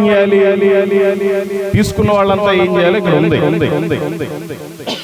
మొదటి కొరింథీయులకు రాసిన పత్రిక 11వ అధ్యాయము 26వ వచనం, మీరు ఈ రొట్టెను తిని ఈ పాత్రలో త్రాగినప్పుడల్లా ప్రభువు వచ్చు వరకు ఆయన మరణమును ప్రచురించుదురు. అర్థమైందా? ఆయన తిని ఆయన రక్తం తాగిన వాళ్ళంటే, ఆయన ద్రాక్షరసం తీసుకున్న వాళ్ళందరూ కూడా ఆయన మరణాన్ని ప్రచురింపచేయాలంట. అంటే సువార్త ప్రకటించడమే. మరి నేను ఆయన బల్లా తీసుకున్న ప్రతిసారి మళ్ళీ బల్లా వరకు కూడా నేను సువార్తను ప్రకటిస్తున్నాను అన్నది. Praise God. 2-3 పాస్టర్లు ఎత్తారు. మరి మిగతా వాళ్ళు, అందుకే మీరంతా క్రైస్తవులను ఎక్కడ చెప్పుకోబాకండి. మీరు ఎవరు యేసు ప్రభు దేవుడని బాప్తిసం తీసుకోకుండా ఉన్నా కూడా మీరు పాపంలోనే ఉన్నారు. మీరు బాప్తిసం తీసుకొని బల్లా తీసుకోకుండా ఉన్నా కూడా మీరు పాపంలోనే ఉన్నారు. మీరు ఆయన బల్లా తీసుకొని మీరు సువార్త ప్రకటించకపోయినా కూడా మీరు కూడా పాపంలోనే ఉన్నారు. కాబట్టి జాగ్రత్తగా ఉంటే మంచిది. పాపం అనేది మరణంతో సమానం. దేవుని వాక్యం ఏం చెప్తుందో వాక్యానుసారం మనం బ్రతకాలి, లేకపోతే చాలా కష్టం. నువ్వన్నీ మంచి పనులు చెయ్యి, వేరే వాళ్ళకి సువార్తను ప్రకటించు, మంచి పాటలు పాడు, వాక్యాన్ని చదువు, నువ్వు కూడా దేవుడేసి నమ్ము, బాప్తిసం తీసుకో, బల్లా తీసుకో, అన్ని తీసుకొని కూడా నువ్వు సువార్తను ప్రకటించకపోతే నువ్వు పాపివే. దాంట్లో ఎటువంటి సందేహం లేదు. ఇది నా సొంత మాట కాదు. యాకోబు రాసిన పత్రిక 2వ అధ్యాయము 10వ వచనం చదవండి. యాకోబు 2:10 ఈ విధంగా సెలవిస్తుంది. ఎవడైనా ధర్మశాస్త్రం అంతయు గైకొనియు ఒక్క ఆజ్ఞ విషయంలో తప్పిపోయిన ఎడల ఆజ్ఞలన్నిటి విషయంలో అపరాధి అగును. అర్థమైందండి? మీరు ఎన్ని మంచి పనులు చేసినా మీ పక్కన వారిని ప్రేమించి వారికి సువార్త కనుక చెప్పకపోతే మీరు ఇంకా స్టిల్ పాపంలోనే ఉన్నారు. పాపంలో నుంచి బయటికి వస్తే చాలా మంచిది. మనమంతా పరిశుద్ధంగా ఉండడానికి ఆయన కోరుకుంటున్నాడు. పరిశుద్ధ అంటే ఏంటి? వాక్యానుసారమైన పరిశుద్ధత. కాబట్టి మనం అంతా కూడా తెలుసుకోవాలి. మీరు అనుకోవచ్చు, ఇదేంటయా సువార్త మేమెందుకు ప్రకటిస్తాం, మేమేదో పూజ చేసుకుని బ్రతికే వాళ్ళం. కొంతమంది పాస్టర్లు ప్రకటిస్తారు, సంఘ పెద్దలు ప్రకటిస్తారు, సువార్తకి ప్రకటిస్తారు, మేమెందుకు ప్రకటిస్తాం అని అనుకుంటారు. సువార్త ఎవరెవరు ప్రకటించాలో బైబిల్లో ఉంది. అందరూ చదవండి. మొదటి దినవృత్తాంతములు 16వ అధ్యాయము 23వ వచనం. సర్వభూజనులారా యెహోవాను సన్నుతించుడి, అనుదినము ఆయన రక్షణను ప్రకటించుడి. ఎప్పుడంట? అనుదినము ఆయన రక్షణను ప్రకటించాలంట. ప్రకటించకపోతే నువ్వు పాపివే. అక్కడ ఏమనుందంటే, ఓ పాస్టర్లారా, ఓ సేవకులారా, ఓ సంఘ పెద్దలారా, ఓ మగోళ్ళారా, ఓ ఆడోళ్ళారా, ఓ ముసలోళ్ళారా లేదా. సర్వభూజనులారా అంటే మనం అందరం ఉన్నాం. నీది ఏ వయసు అయినా, నువ్వు ఏ పని చేసినా, సర్వభూజనులారా యెహోవాను సన్నుతించుడి, అనుదినము ఆయన రక్షణను ప్రకటించుడి. నువ్వు ఆయన రక్షణని ప్రకటించట్లేదు అంటే ఇంకా నువ్వు పాపివే. కాబట్టి ఆయన రక్షణను ప్రకటించడానికి ప్రయత్నించండి. అది చాలా ఉత్తమం. కీర్తనల గ్రంథము 96వ కీర్తన 2వ వచనం. యెహోవా మీద పాడుడి, ఆయన నామమును స్తుతించుడి, అనుదినము ఆయన రక్షణ సువార్తను ప్రకటించుడి. 2 సార్లు చూపించండి. అనుదినము ఆయన రక్షణ సువార్తను ప్రకటించాలంట. నువ్వు ప్రకటించట్లేదు అంటే ఇంకా నువ్వు పాపంలోనే ఉన్నావు. తెలుసుకుంటే చాలా మంచిది. అయ్యా సువార్త ఎలా ప్రకటించాలయ్యా? మాకు తెలియదు, మాకేం ట్రైనింగ్ లేదు, లేదంటే మాకు పిలుపు లేదు, దేవుడు మమ్మల్ని పిలవలేదు, మమ్మల్ని నిలబెట్టలేదు, మమ్మల్ని వాడుకోవట్లేదు అంటే మీ అందరి కోసం చక్కగా ఒక వాక్యం రాసి పెట్టాడు దేవుడు. కీర్తనల గ్రంథము 96వ కీర్తన 3వ వచనం. అన్యజనులలో ఆయన మహిమను ప్రచురించుడి, సమస్త జనములలో ఆయన ఆశ్చర్య కార్యములను ప్రచురించుడి. ఇక్కడ వాక్యం ఏమని చెప్తుందంటే, అన్యజనులలో ఆయన మహిమను ప్రచురించుడి, సమస్త జనములలో ఆయన ఆశ్చర్య కార్యములను తెలుపుడి అని ఉంది. అంటే నీ జీవితంలో కనీసం దేవుడు ఏ మేలు చేయలేదా? ఆ మేలే కదా నువ్వు వారికి చెప్పాలి. నీ సాక్ష్యంగా అదే కదా ఒక సువార్తగా మారింది. ఎందుకు మీరు అన్ని జనులకు చెప్పట్లేదు? చెప్పకపోతే మీరందరికీ ముందు ఒక రోజు, ఆ రోజున దేవుడికి మీరంతా కూడా లెక్క చెప్పాలి. లేకపోతే చాలా కష్టం. మత్తయి సువార్త 5వ అధ్యాయము 16వ వచనం. మనుషులు మీ సత్క్రియలను చూచి పరలోకమందున్న మీ తండ్రిని మహిమపరచునట్లు వారి ఎదుట మీ వెలుగు ప్రకాశింపనీయుడి. మనుషులంట మన సత్క్రియలు చూడాలంట. ఓ వీళ్ళు దేవుడి బిడ్డలు, అందుకే వీళ్ళు చాలా సైలెంట్ గా ఉన్నారు, అందుకే వీళ్ళు ఎటువంటి మందు తాగరు, అందుకే వీళ్ళు ఎటువంటి అబద్ధాలు ఆడరు, అందుకే వీళ్ళకి అక్రమ సంబంధాలు లేవు, అందుకే వీళ్ళు మోసం చేయరు అని మనల్ని చూస్తే అన్ని జనులకు తెలియాలి. మన సత్క్రియలు ఆ విధంగా ఉండాలి. అప్పుడు దేవుడికి మహిమ వస్తుంది. దేవుడికి మీ వలన మహిమ వస్తుందా, లేకపోతే ఆయనకి మూర్ఖం వస్తుందా? తెలుసుకోవాలి.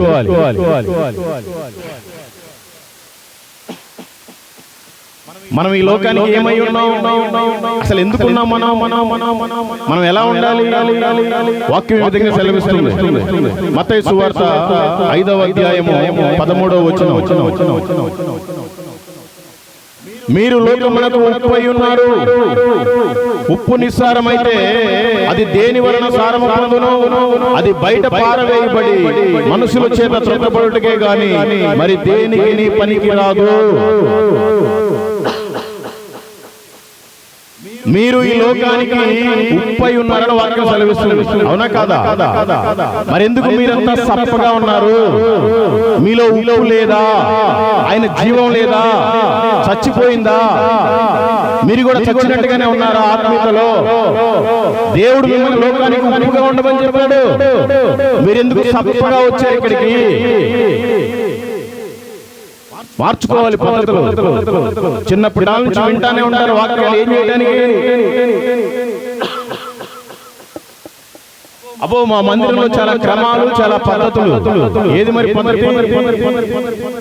సువార్త ప్రకటించాలి కదా, అనేక మంది అన్ని జనులను తీసుకురావాలి కదా. మరి ఎందుకు తీసుకురాలేదు ఈరోజు? మీరు లోకంలో ఉప్పుగా ఉండకుండా మీరంతా సప్పగా ఉన్నారు. మీ వలన దేవుడికి ఎటువంటి ఉపయోగము లేదు. తెలుసుకుంటే మంచి. అట్లాగే 14వ వచనం, మీరు లోకమునకు వెలుగై ఉన్నారు. కొండ మీద నుండి పట్టణము మరుగై ఉండలేరదు. మీరు లోకానికి వెలుగుగా ఉండాలంట. మరెందుకు మీరు చీకటిలాగా ఉన్నారు? మీరు వెలుగుగా ఉంటే మీ వెలుగు తెలిసి అనేక మంది వెలుగు దగ్గరికి వచ్చేవాళ్ళు కదా. ఈ రోజున రాలేదు అంటే నువ్వే ఒక చీకటిగా ఉన్నావు. వెలిగించబడితే మంచిది, లేకపోతే చాలా ప్రమాదం. మనమంతా ఫలింపాలి అంటే మనం ఎక్కడ ఉండాలి? వాక్యం ఈ విధంగా సెలవిస్తుంది. యోహాను సువార్త 15వ అధ్యాయము 5వ వచనం, ద్రాక్షావళిని నేను, తీగలు మీరు. ఎవడు నా యందు నిలిచి ఉండునో నేను వాని యందు నిలిచి ఉందును. వాడు బహుగా ఫలించును. నాకు వేరుగా ఉండి మీరేమీ చేయలేరు. మీరంతా చెప్పుకుంటున్నారు యేసు ప్రభు దేవుడు నా కోసం భూమి మీదకి వచ్చాడు, నా కోసం దెబ్బలు తిన్నాడు, నా కోసం హింసపడ్డాడు, నా కోసం ప్రాణమే పెట్టాడు అని గొప్పలు చెప్పుకుంటున్నారు. ఏం ఉపయోగం లేదు. చెప్పుకోవడానికి కాదు, మనం ఆయనలో ఉండాలి. అప్పుడే ఆయన మనలో ఉంటాడు. ఆయన నీలో లేకుండా ఎన్ని గొప్పలు చెప్పుకున్నా ఏం ఉపయోగం లేదు. ఎన్ని పాటలు పాడినా ఏం ఉపయోగం లేదు. ఎన్ని వాక్యాలు విన్నా ఏం ఉపయోగం లేదు. కాబట్టి ఆయన మనలో ఉన్నాడా లేడా అనేది మనం పరీక్షించుకోవాలి. ఎంతో మంది సత్యాన్ని గ్రహించలేక నాశనం అయిపోతున్నారు ప్రజలంతా. మరి మనమైతే ఆయన తెలుసుకొని మారు మనసు పొంది రక్షణ పొంది నమ్మకంగా ఉన్నాం. వాక్యం ఈ విధంగా సెలవిస్తుంది. లూకా సువార్త 13వ అధ్యాయము 3వ వచనం, మీరు మారు మనసు పొందని ఎడల మీరందరూ అలాగే నశించురు. మీరంతా మారు మనసు పొందారా? పొందితే ఏది అభివృద్ధి? పేరుకి యేసు ప్రభు దేవుడు అనుకున్నాం, పోయా నీళ్ళలో మునిగావు. ఏం ఉపయోగం లేదు. నీలో మార్పు లేదు, నీలో ఉప్పు లేదు, నీలో వెలుగు లేదు. తప్పగా ఉన్నావు, చీకటిగా ఉన్నావు. నీ వలన ఎటువంటి ఉపయోగం లేదు. ప్రభు నీ కోసం ఎందుకు వచ్చి భూమి మీద దెబ్బతిన్నాడు? ఎందుకు వచ్చి పొడిపించుకున్నాడు? ఎందుకు ఆయన సిలువేపించుకున్నాడంటే నీ వలన కనీసం ఏమైనా ఉపయోగం ఉంటదేమోనే. నేను నమ్మి ప్రాణం పెట్టిపోయాడు ఆయన. నువ్వు మోసం చేసావు. ఇంకా నువ్వు చీకట్లోనే ఉన్నావు. నువ్వు అనుకున్నావు నేను వెలుగులో ఉన్నానని. కాదు, నువ్వు ఇంకా చీకట్లోనే ఉన్నావు. నువ్వు అనుకుంటున్నావు నేను ఉప్పగానే ఉన్నాను లోకానికని. లేదు, నువ్వు ఇంకా చాలా సప్పగా అయిపోయావు. ఇప్పటికైనా నీ ప్రవర్తన, నీ బుద్ధి మార్చుకుంటే మంచిది, లేకపోతే చాలా కష్టం. మత్తయి సువార్త 23వ అధ్యాయము 27-28 వచనాలు. యేసు ప్రభు వారు ఇలా చెప్తున్నారు, అయ్యో వేషధారులైన శాస్త్రులారా, పరిసయ్యులారా, మీరు సున్నము కొట్టిన సమాధులను పోలి ఉన్నారు. అవి వెలుపల శృంగారముగా అగబడును గాని లోపల చచ్చిన వారి ఎముకలతోనూ సమస్త కల్మషముతోనూ నిండి ఉన్నవి. అలాగే మీరు వెలుపల మనుషులకు నీతిమంతులుగా నగబడుచున్నారు గాని లోపల వేషధారణతోనూ అక్రమముతోనూ నిండి ఉన్నారు. అవునా కాదా? అవునన్నా సార్ చేతులు. మరి మీరంతా అలాగే ఉన్నారా? ఎంతో మంది నశించిపోతున్నారు. రేపు పొద్దుడు దాకా ఎవడు ఉన్నాడో తెలియట్లేదు. మనం కూడా ఈ మీటింగ్ ముగించుకుని క్షేమంగా ఇంటికి వెళ్తాం అనేది కూడా గ్యారెంటీ లేదు. చివరి దినాల్లో ఉన్నాం. ఎందుకు మనం సప్పగా ఉండాలి? ఎందుకు మనం అన్ని జనుల్లాగే ఉండాలి? ఎందుకు మనం నామకార్థంగానే ఉండాలి? ఆయన రోషం కలిగిన దేవుడు కదా. మనలో ఆ రోషం చచ్చిపోయిందా? చచ్చిపోతే వేస్టే. ఆ రోషాన్ని రోజు రోజు నింపుకోవాలి. 3 రోజులు బ్రతికినా చాలు. 100 సంవత్సరాలు ఏం బ్రతకక్కర్లేదు. నాకు 43 సంవత్సరాలు, 39 సంవత్సరాలు నా ఇష్టానుసారం బ్రతికా. 4 సంవత్సరాల్లో 1,60,000 మంది నా నోటితో స్వయంగా చెప్పా. 79 మంది బాప్తిస్మం తీసుకున్నారు. నాకు తెలిసిన వాళ్ళు తెలియని వాళ్ళు ఎంతమంది తీసుకున్నారు నాకు సంబంధం లేదు. చాలు ఈ జీవితానికి. నేను ఒక త్రాగుబోతుని, నేను ఒక వ్యభిచారిని, నేను ఒక దొంగని, ఎందుకు పనికిరాని ఒక వెధవని. సిగ్గులేదండి. ప్రభు నన్ను బ్రతికించాడు కనుక ఈ మాత్రం కూడా చెప్పకపోతే మరి మీరంతా దొంగలు కాదు, వ్యభిచారులు కాదు, త్రాగుబోతులు కాదు. మరి మీరంతా ఏమి రక్షించారు? ఎంతమంది సువార్తను ప్రకటించారు? ఎంతమంది మీ వలన వెలుగులు నింపుకున్నారు? ఎంతమంది మీ వలన బాప్తిస్మం పొందారు? ఎంతమందిని దేవుడు గొప్ప చెప్పావు? దేవుడికి నువ్వు లెక్క చెప్పాలి. దేవుడు నీ వలన సిగ్గుపడుతున్నాడు. మీరు సిగ్గుపడటం కదా, ఆయన ముందు ఆయన సిగ్గుపడుతున్నాడు. నేను ఈ వెర్రి జనం కోసం ప్రాణం పెట్టింది అని తెలుసుకోకపోతే చాలా కష్టం. మీరు ఎవరిని విశ్వసిస్తున్నారు? ఎవరిని ప్రేమిస్తున్నారు? వాక్యం ఏ విధంగా సెలవిస్తుంది? యోహాను సువార్త 3వ అధ్యాయము 18-19 వచనాలు. ఆయన యందు విశ్వాసం ఉంచువానికి తీర్పు తీర్చబడదు. విశ్వసింపని వాడు దేవుని అద్వితీయ కుమారుని నామమునందు విశ్వసింపలేదు గనుక వానికి ఇంతకు మునిపే తీర్పు తీర్చబడెను. ఆ తీర్పు ఇదే: వెలుగు లోకములోనికి వచ్చును గాని తమ క్రియలు చెడ్డవైనందున మనుషులు వెలుగును ప్రేమింపక చీకటినే ప్రేమించిరి. దేవుడు వెలుగుగా వచ్చాడు, నీకు మాదిరికరంగా అన్ని చెప్పేసి వెళ్ళాడు. కానీ నువ్వు ఆ వెలుగును గ్రహించలేక నామకార్థం అనే ముసుగులోనే ఉండిపోయావు. ఆ చీకటిని ఇంకా ప్రేమిస్తున్నావు. వెలుగు సంబంధమైన సువార్తను ఎందుకు నువ్వు ప్రకటించట్లేదు? నువ్వు ఏ పని చేస్తున్నా, ఏ ఉద్యోగం చేస్తున్నా, నీకు ఎన్ని అప్పులున్నా, నీకు ఆరోగ్యం మంచిది ఇచ్చాడు, 3 పూట్ల తిండి పెడుతున్నాడు. కనీసం ఒక 3గురికైనా రోజుకు సువార్తను చెప్పకపోతే నువ్వు క్రైస్తవుడివి, క్రైస్తవురాలని చెప్పుకోవడానికి సిగ్గుచేటు. ఇది వాస్తవం.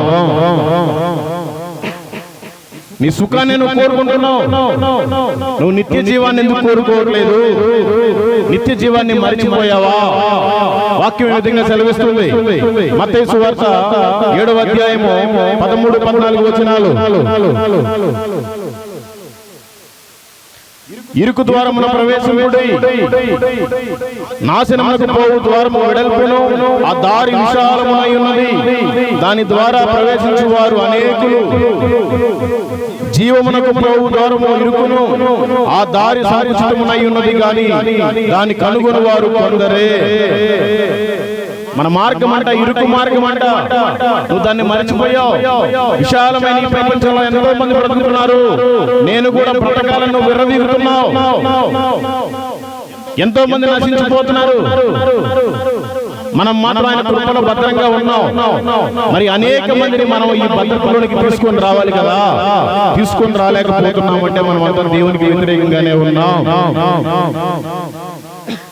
ఈ లోకంలో నేను బాగుంటే చాలు, నా కుటుంబం బాగుంటే చాలు అని అనుకుంటున్నారు అందరూ.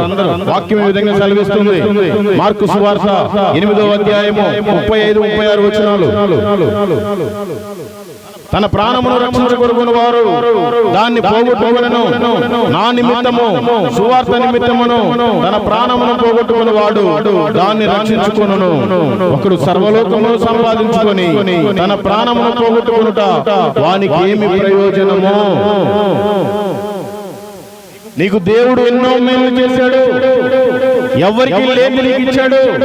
నువ్వు ఒక్క ఆత్మను కూడా సువార్తలోనికి నడిపించి ఆయన ఎదురుగా నువ్వు సాక్షిగా పెట్టలేదు అంటే అసలు నీ వల్ల ఎటువంటి ఉపయోగము లేదు. నువ్వు సమస్తము సంపాదించుకున్నా నువ్వు దేవుడికి లెక్క అప్పచెప్పాలి. అయ్యా నా వల్ల ఇంతమంది రక్షణ పొందారు, లేదంటే నీ ప్రయాణం నరకమే. ఇది వాస్తవం. మీకు ఎన్ని రిఫరెన్స్లు కావాలంటే రిఫరెన్స్ చూపిస్తాను నేను. సువార్త ప్రకటించకపోతే మీకు పరలోకము లేదు. అది సత్యం.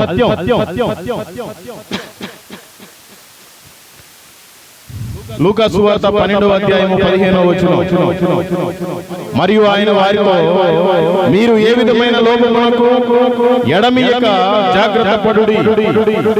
ఒకని కలిమి విస్తరించుట వాని జీవమునకు మూలము కాదు. ఒకరికి ఆస్తులు పెరుగుతున్నాయి, అంతస్తులు పెరుగుతున్నాయి, బండ్లు కొంటున్నారు, కార్లు కొంటున్నారు, స్థలాలు కొంటున్నారంటే అదంతా ఆశీర్వాదం కాదు. ఆ కలిమి పరలోకంలో లేమికే మార్గం. కాబట్టి ఈ లోకంలో ఉండే వాటి మీద మీరు దృష్టి పెట్టుకోబాకండి. పరలోకంలో మనకంటూ ఏమైనా ఉందా అని దాని మీద మీరు దృష్టి పెట్టండి, లేకపోతే చాలా కష్టం. యోహాను సువార్త 6వ అధ్యాయము 27వ వచనం. నేను ఎక్కువ వాక్యాలు చెప్తాను, అందుకే పెట్ట కథలు చెప్పను. ఇంకోసారి నన్ను పిలవరు, నాకు తెలిసి ఈ విషయం. పిలవకపోయినా పర్వాలేదు, ఈసారి వస్తే ఏం చెప్పాలో ఇప్పుడే అదే చెప్పేసి వెళ్ళిపోతాను.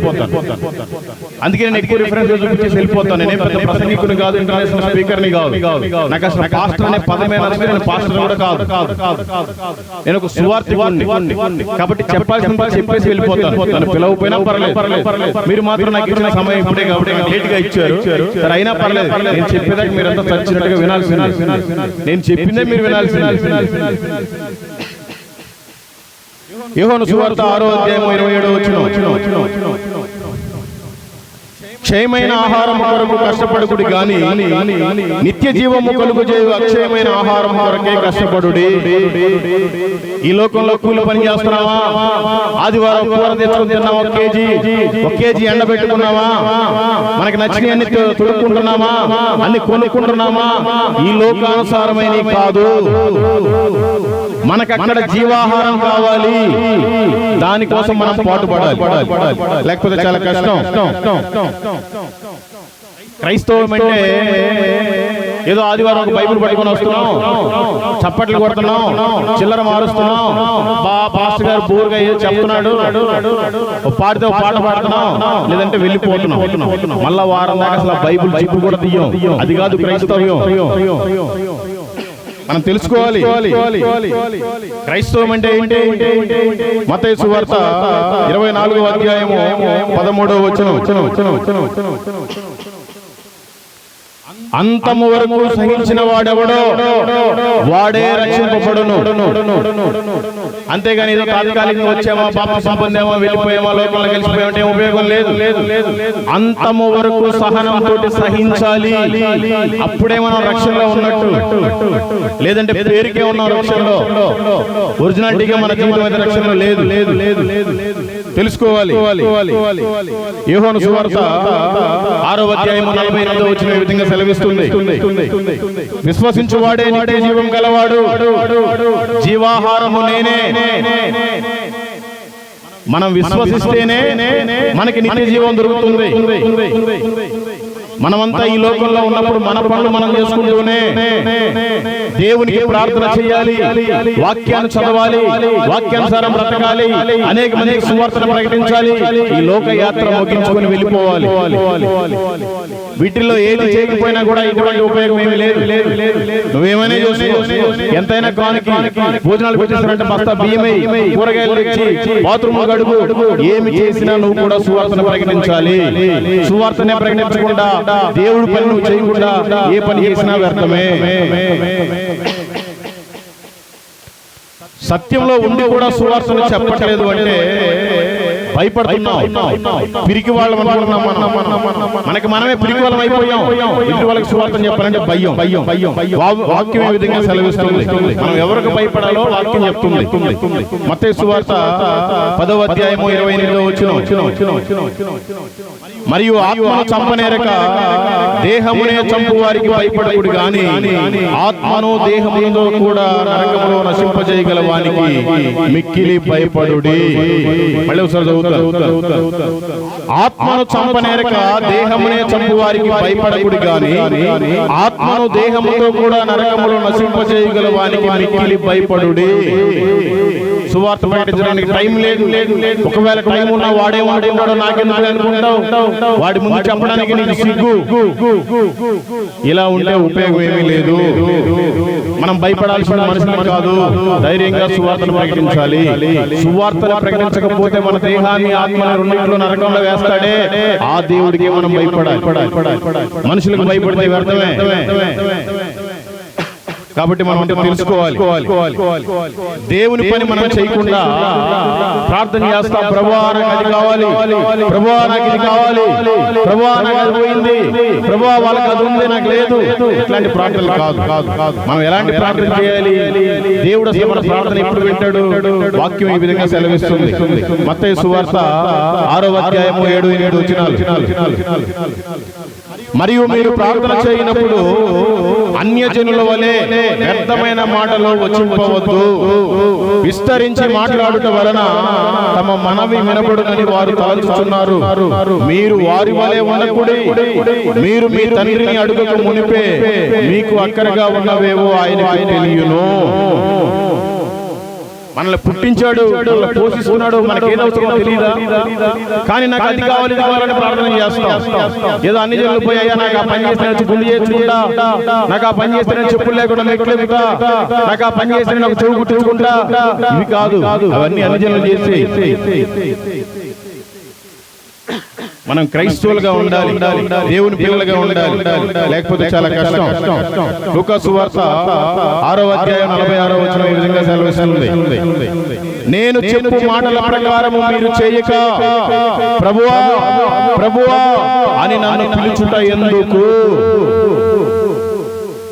ఆయన చెప్పే ఆజ్ఞలను మనం పాటించకుండా వాటన్నిటిని వదిలిపెట్టేసి ప్రభువా ప్రభువా అని ఏడుతాం, అది కావాలి ఇది కావాలి మొత్తుకుంటాం. ఏం చేయడానికి? తెలుసుకోవాలి. మత్తయి సువార్త 15వ అధ్యాయము 8వ వచనం ఈ విధంగా సెలవిస్తుంది. ఈ ప్రజలు తమ పెదవులతో నన్ను కనపరతురు గాని వారి హృదయము నాకు దూరముగానున్నది.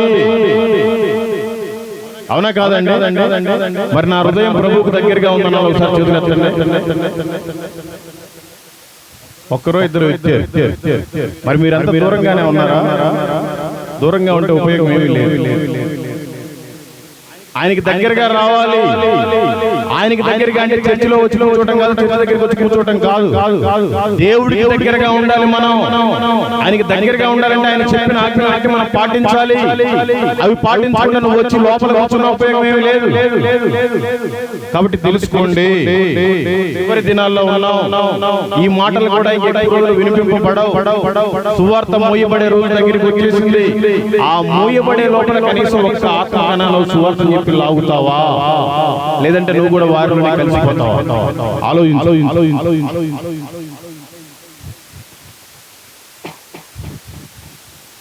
లూకా సువార్త 14వ అధ్యాయం 33వ వచనం ఈ విధంగా సెలవిస్తుంది.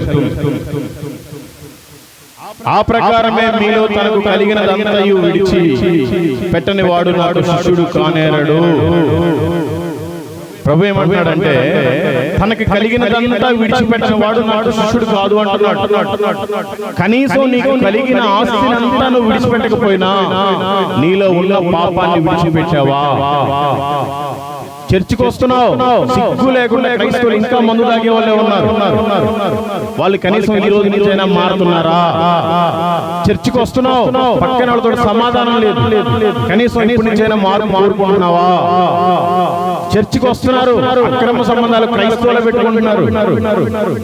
చర్చికి వస్తున్నారు, లోపల ప్రవర్తన బయటకు ప్రవర్తన, వేషధారంలోనే ఉన్నారు. కొంతమంది అయితే తల్లిదండ్రులు పిల్లలకు కూడా భయం చెప్పుకోలేరు. వాళ్ళ కటింగ్లు ఎలా ఉంటున్నాయి, వాళ్ళ బట్టలు ఎలా ఉంటున్నాయి, వాళ్ళ సెల్ ఫోన్ లో వేసే వేషాలు ఏంటి, వాళ్ళు బండ్ల మీద ఎలా తిరుగుతున్నారు, మనం తెలుసుకోవాలి కదా. ఆ బాధ్యత తల్లిదండ్రులకు ఉండాలి కదా. మనమే సరిగ్గా ఉండవు, మన సాక్ష్యాలు సరిగ్గా ఉండవు, మన పిల్లలే ఉంటారు. కాబట్టి మనం మంచిగా ఉండాలి. మనకున్న ఆస్తులు నేను అడగట్లేదు, కనీసం మనలో ఉన్న చెడునైనా వదిలిపెట్టాలి. విడిచిపెడితేనే మనం అంతా శిష్యులుగా ఉంటాం, లేకపోతే శిష్యులుగా ఉండలేం. యోహాను సువార్త 8వ అధ్యాయము 31వ వచనం ఈ విధంగా సెలవిస్తుంది. కాబట్టి యేసు తనను నమ్మిన యూదులతో, మీరు నా వాక్యమందు నిలిచిన వారైతే నిజముగా నాకు శిష్యులై ఉండి సత్యమును గ్రహించెదరు. మనమంట నిజంగా ఆయన వాక్యాన్ని కనుక వింటే ఆయనకి శిష్యుడిగా ఉంటాం. మరి మనమేమో ఆయనకి శిష్యుడిగా ఉంటాం అని ఏదో పేరు చెప్పుకుంటున్నాం. మేమంతా యేసుప్రభు పిల్లలం, యేసుప్రభు శిష్యులం, యేసుప్రభు భక్తులు అని చెప్పుకుంటున్నాం, కానీ ఆయన వాక్యానికి మాత్రం మీరు దూరంగానే ఉంటున్నారు. అలా దూరంగా ఉంటే దేవుడు నీవు వారిని ఇస్తున్నాడు. ఏమని ఇస్తున్నాడో ఒకసారి చూడండి అందరూ. ప్రకటన గ్రంథము 3వ అధ్యాయము 16వ వచనం, నీవు చల్లగానైనాను వెచ్చగానైనాను ఉండక నులివెచ్చగా ఉన్నావు గనుక నేను నిన్ను నా నోట నుండి ఉమ్మివేయను ఉద్దేశించుచున్నాను. మీరటు క్రైస్తవులుగా పూర్తిగా వాక్యానుసారం లేరు, లోకంలో ఉండే అన్ని జనుల్లాగా లేరు, ఒక రకమైన వేషధారంలో ఉన్నారు. మీరు అలా ఉండడం చాలా ప్రమాదం. నువ్వు ఉంటే లోకంలోనైనా ఉండు, లేదంటే వాక్యానుసారమైన ఉండు. నువ్వు అటు ఇటు కాకుండా ఉన్నావు అంటే నీ ప్రయాణం నరకమే, ఏమీ ఉపయోగం లేదు. నీ ఇష్టం. దేవుడు నీకు చివరికి ఒక అవకాశం కూడా ఇస్తున్నాడు. ఆ అవకాశాన్ని బట్టి మరి నీకు ఏం అర్థమవుతుందో నువ్వేం ఆలోచించుకుంటావో తీసుకో. ప్రకటన గ్రంథము 22వ అధ్యాయము 11-12 వచనాలు ఈ విధంగా సెలవిస్తున్నాయి. అన్యాయము చేయవాడు ఇంకను అన్యాయమే చేయనిమ్ము, అపవిత్రుడైన వాడు ఇంకను అపవిత్రుడుగానే ఉండనిమ్ము, నీతిమంతుడు ఇంకను నీతిమంతుడుగానే ఉండనిమ్ము, పరిశుద్ధుడు ఇంకను పరిశుద్ధుడుగానే ఉండనిమ్ము. ఇదిగో నేను త్వరగా వచ్చుచున్నాను, వాని క్రియ చొప్పున ప్రతి వానికి ఇచ్చుటకు నేను సిద్ధపరిచిన జీతం నా యొద్దనున్నది. నీ ఇష్టం. నువ్వు ప్రార్థనా పూర్వాలుగా ఉంటావా, నువ్వు సువార్థికులుగా ఉంటావా, నువ్వు ఇంకా దొంగతనంలోనే ఉంటావా, నువ్వు ఇంకా భక్తిలోనే ఉంటావా, నువ్వు ఇంకా వ్యభిచారంలోనే ఉంటావా, నువ్వు ఎలా అన్నా ఉండు, నీ ఇష్టం. కానీ ఒకటి మాత్రం నిజం, ఆయన త్వరగా వస్తున్నాడు. వాని క్రియల చొప్పున ప్రతి వానికి ఇచ్చుటకు నా యొద్ద జీతం ఉన్నదని చెప్తున్నాడు. నీకు ఆయన జీతము కావాలి అంటే నిన్ను నువ్వు సమర్పించుకో. దేవునికి ఇష్టమైనట్టుగా బ్రతుకు, నీకు ఇష్టమైనట్టుగా బ్రతకబాకు. నాకు ఇష్టం వచ్చినట్టుగా 39 సంవత్సరాలు బ్రతికాను, మొత్తం దెబ్బలో పడేస్తాడు. ఇప్పుడు ఆయనకి ఇష్టం వచ్చినట్టుగా బ్రతుకుతున్నాను, ఆయన ఆశీర్వాదం చేస్తున్నాడు. కాబట్టి తెలుసుకోండి, చాలా మంచిది. రోమిలికి రాసిన పత్రిక 14వ అధ్యాయము 12వ వచనం,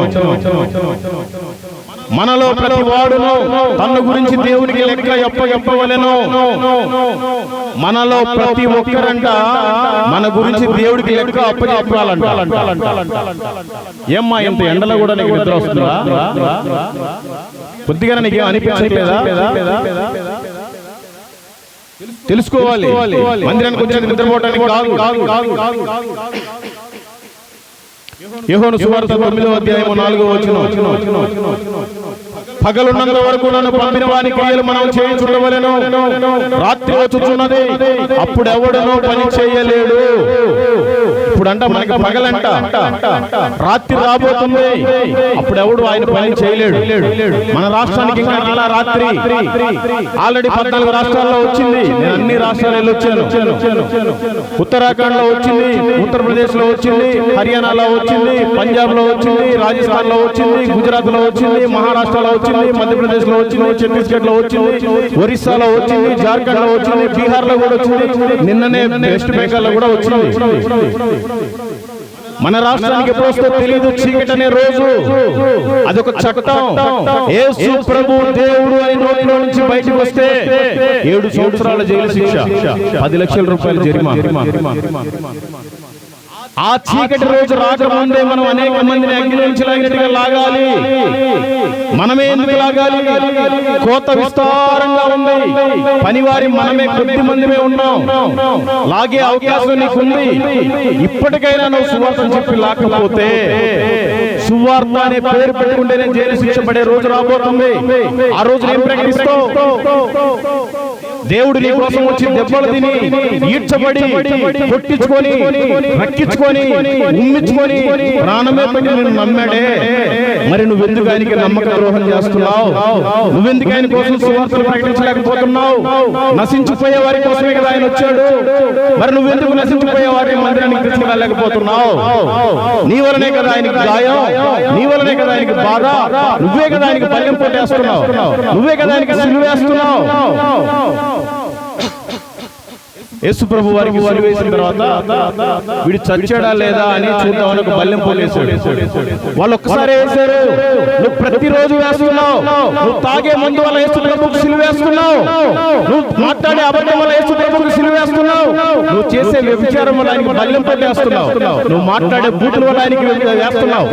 ఎన్నిసార్లు ఆయనకి గాయపరుస్తావు? ఎన్నిసార్లు ఆయన బల్లెం పెట్టి పొడుస్తావు? ఎన్నిసార్లు ఆయనకి సిలువ వేస్తావు? దేవుడు హెచ్చరిస్తున్నాడేమో, తెలుసుకుంటే మంచిది. చివరి దినాల్లో ఉన్నాం. సువార్త అసలు ఎక్కడ వినపడదు. దేవుడు అందుకే నీ ద్వారా కొంతమందికైనా వినిపింపజేయాలేమో ఆశపడుతున్నాడు. దాన్ని నువ్వెందుకు నోరు మూసుకొని కూర్చుంటున్నావు? చెప్తే మంచిది, లేకపోతే చాలా కష్టం.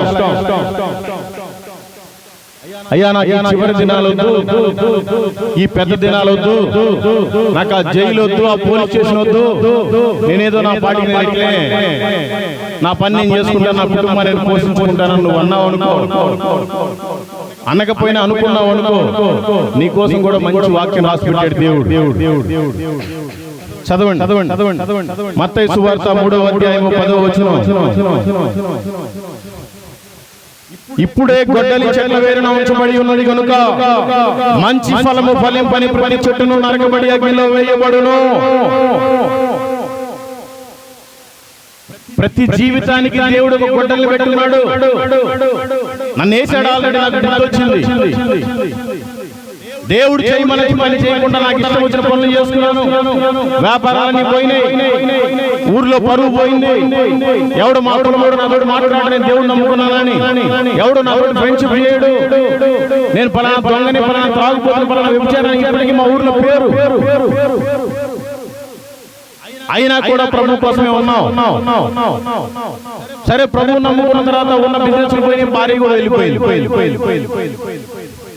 నా జీవితానికి అరణిగా పెట్టాడు ఆయన గొడ్డలి.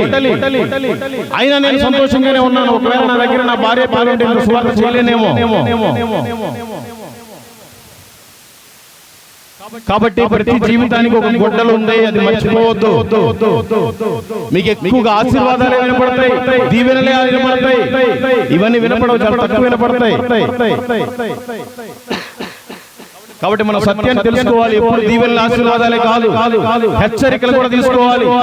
దానివల్ల బుద్ధి తెచ్చుకోవాలి, దానివల్ల మార్పు చెందాలి. ఏ రోజు వేస్తాడో తెలియదు. ప్రతి చెట్టుకి గొడ్డలి వేరు వేరే ఉంచి పెట్టాడు. నన్ను వేసాడు, నాకు బుద్ధి వచ్చింది. మీ ఇష్టం, మారతారా మారండి, లేకపోతే అట్లాగే ఉండిపోండి. అక్కడ ఏమనుందంటే, ఇప్పుడే గొడ్డలి చెట్ల వేరున ఉంచబడి ఉన్నది గనుక మంచి ఫలము ఫలింపని ప్రతి చెట్టును నరకబడి అగ్నిలో వేయబడును. ఫలము ఫలించటము వేరు, మంచి ఫలము ఫలింపటం వేరు. ఫలం అంటే మనం అంతా ప్రభువు నమ్మేం, పాపం సాధించుకోవడానికి సాక్షిగా ఉన్నాం. మంచి ఫలము అంటే మన ద్వారా అనేక మంది రక్షణలోనికి రావాలి. అలాంటి ఫలము కనుక నువ్వు ఫలింపకపోతే నీ జీవితానికి గొడ్డలు పెట్టే ఉన్నాడు. నన్ను పెట్టాడు, నీకు పెట్టకుండా ముందే జాగ్రత్త పడు. నీ ఇష్టం.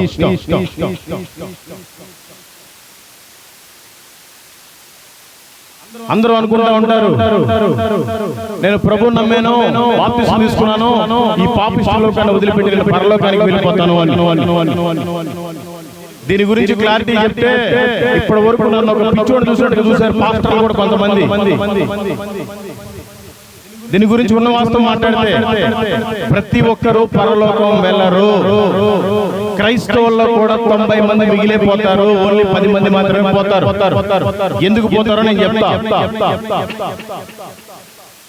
పరలోకం అనేది చాలా చిన్నది. అది బైబిల్లో క్లియర్ గా ఉందో చదివితే అర్థమవుతుంది. ఆ వాక్యం నేను చూపిస్తా.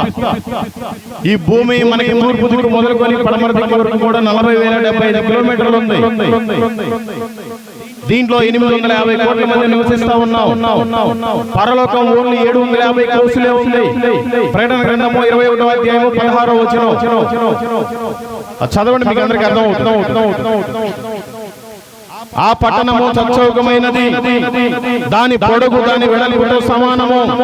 అతడు ఆ కొలకరతో పట్టణమును కొలవగా దాని కొలత 750 కోసులై ఉన్నది. దాని పొడుగును ఎత్తును వెడల్పును సమానముగానున్నది. పరలోకం అనేది ఓన్లీ 750 కోసులే ఉంది. ఒక కోసు అంటే 3075 మీటర్లు. 750 కోసులు అంటే ఓన్లీ 2400 కిలోమీటర్లే. ఈ 40,075 కిలోమీటర్లో 850 కోట్ల మంది నివసిస్తున్నాం. మరి అట్లాంటిది 2400 కిలోమీటర్లో ఎంతమంది నివసిస్తాం తెలుసుకోవాలి. వాక్యం సెలవిస్తుంది, ఇద్దరు భార్యాభర్తలు ఉంటే ఒకరే ఎత్తబడతారు, ఇద్దరు అన్నదమ్ములు ఉంటే ఒకరే ఎత్తబడతారు, ఇద్దరు అక్క చెల్లెలు ఉంటే ఒకరే ఎత్తబడతారు. మరి మిగతా వాళ్ళ పరిస్థితి ఏమిటి? ఆ పరలోకానికి వెళ్ళాలి అంటే మనమే కాదు, కనీసం మన కుటుంబం కూడా వెళ్ళాలి అని ప్రతి ఒక్కరూ భయభక్తులతో జీవించాలి. ఆయన సువార్తను ప్రకటింపచేయాలి. అనేక మందిని ఆ 750 కోసుల్లో ప్రవేశపెట్టడానికి సువార్తను ప్రకటించాలి. లేకపోతే చాలా కష్టం. మీరందరూ అనుకుంటా ఉంటారు, ఏమయ్యా మరి పరలోకానికి వాళ్ళు వెళ్తే మరి మిగతా వాళ్ళంతా ఎక్కడికి వెళ్ళాలి? ఎక్కడికి వెళ్ళాలో కూడా రాసి పెట్టాడు దేవుడు. ఓన్లీ పరలోకం అనేది భక్తుల కోసం తయారు చేయబడి ఉంది. భక్తులు అంటే ఎవరు? నేను భక్తుడిని. మీరు ఎవరైనా భక్తుడు? అసలు భక్తులే లేరా? మీరంతా భక్తిహీనులా?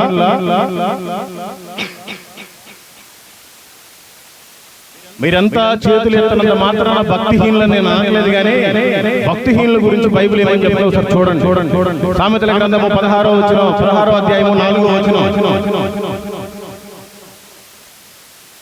యెహోవా ప్రతి వస్తువును దాని పని నిమిత్తము కలుగజేసెను, నాశన దినమునకు ఆయన భక్తిహీనులను కలుగజేసెను. ఆ పరలోకంలో చేర్చడానికి మాత్రమే భక్తులను కలుగజేశాడు. నరకంలో వేయటానికే, నాశనం అంటే నరకమే, నరకంలో కాల్చడానికి కూడా దేవుడే తయారు చేశాడంట మనుషులని. అది తెలుసుకుంటే చాలా ఉత్తమం.